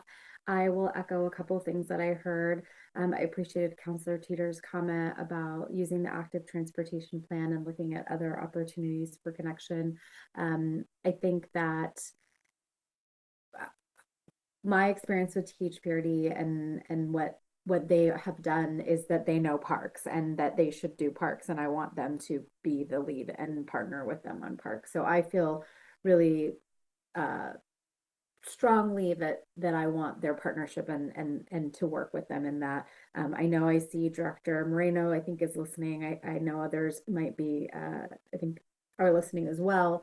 I do want to say, and I said this, I think, Lee, in my briefing with you, if I could just dream for a moment, I feel really, really privileged to live walking distance to not one, but two parks. One is a THPRD park and one is a school park. But, my dream for Beaverton residents and this community is that they have the ability to walk to those kinds of things. And I just really hope for the folks that are listening, specifically in THPRD, and I'm sure we'll have this conversation in our work session, that we dream that way, because to me, parks are such a critical part of open spaces, and they're just like a next level economic development in terms of like the way they take care of the community. So I wanted to make sure I said that on the record for the folks who are listening. And thank you, Lee, for this presentation and getting us to a place where we're working more side by side, holding hands and doing great stuff. Councilor Tivnon. Ditto, ditto, ditto to what everyone just said. Very excited about this collaboration and figuring out how to use this money most effectively and get as much momentum and magnitude out of it as we can. I also did not take the words of the mayor lightly around Cooper Mountain and the nature preserve, and still needing to think very hard about how we can preserve a lot of the land out there. It's once in a generational opportunity, and we won't get that back. But it is a regional asset. It's not just a Beaverton asset. And so I think that conversation is just one we have to keep pushing on. But yes, to the active transportation, yes, to looking at making those like fill-ins for gaps that we're experiencing right now in our networks. Yes, to keeping up with open space with increases in population and density, and very excited for future conversations around this. Councilor Kimmy. Yeah, I'm excited about this. I'd love to partner with THPRD, obviously. And I have a request. I want a big water feature there. Things are getting hot, so I think gathers people around. So for the future reference. Well, if you didn't move out of downtown, you would have been walking distance to our most gigantic water feature. So that maybe you need an active transportation plan to get back to downtown. All right. Show me Go after work. Feature. All right. All right, friends. Thanks for joining us this evening. And our last agenda item is council new business. Nobody? All right. Great. First council meeting back after recess. I appreciate our spirited debate around the fees conflict is okay. And I think this council's working really well together and moving towards decision making in real time. And tonight, I think, will be a great example of what the next few months will look like. We're going to continue to be faced with the fiscal challenges, making hard decisions together. We're not a monolith. We all don't vote the same way. We change our mind on opinions and go back and forth. And so I would just say tonight, I think, was a really great example of the council when we work together in a positive direction. So I look forward to seeing everyone in a week in person next week. All right. Tonight's meeting is adjourned.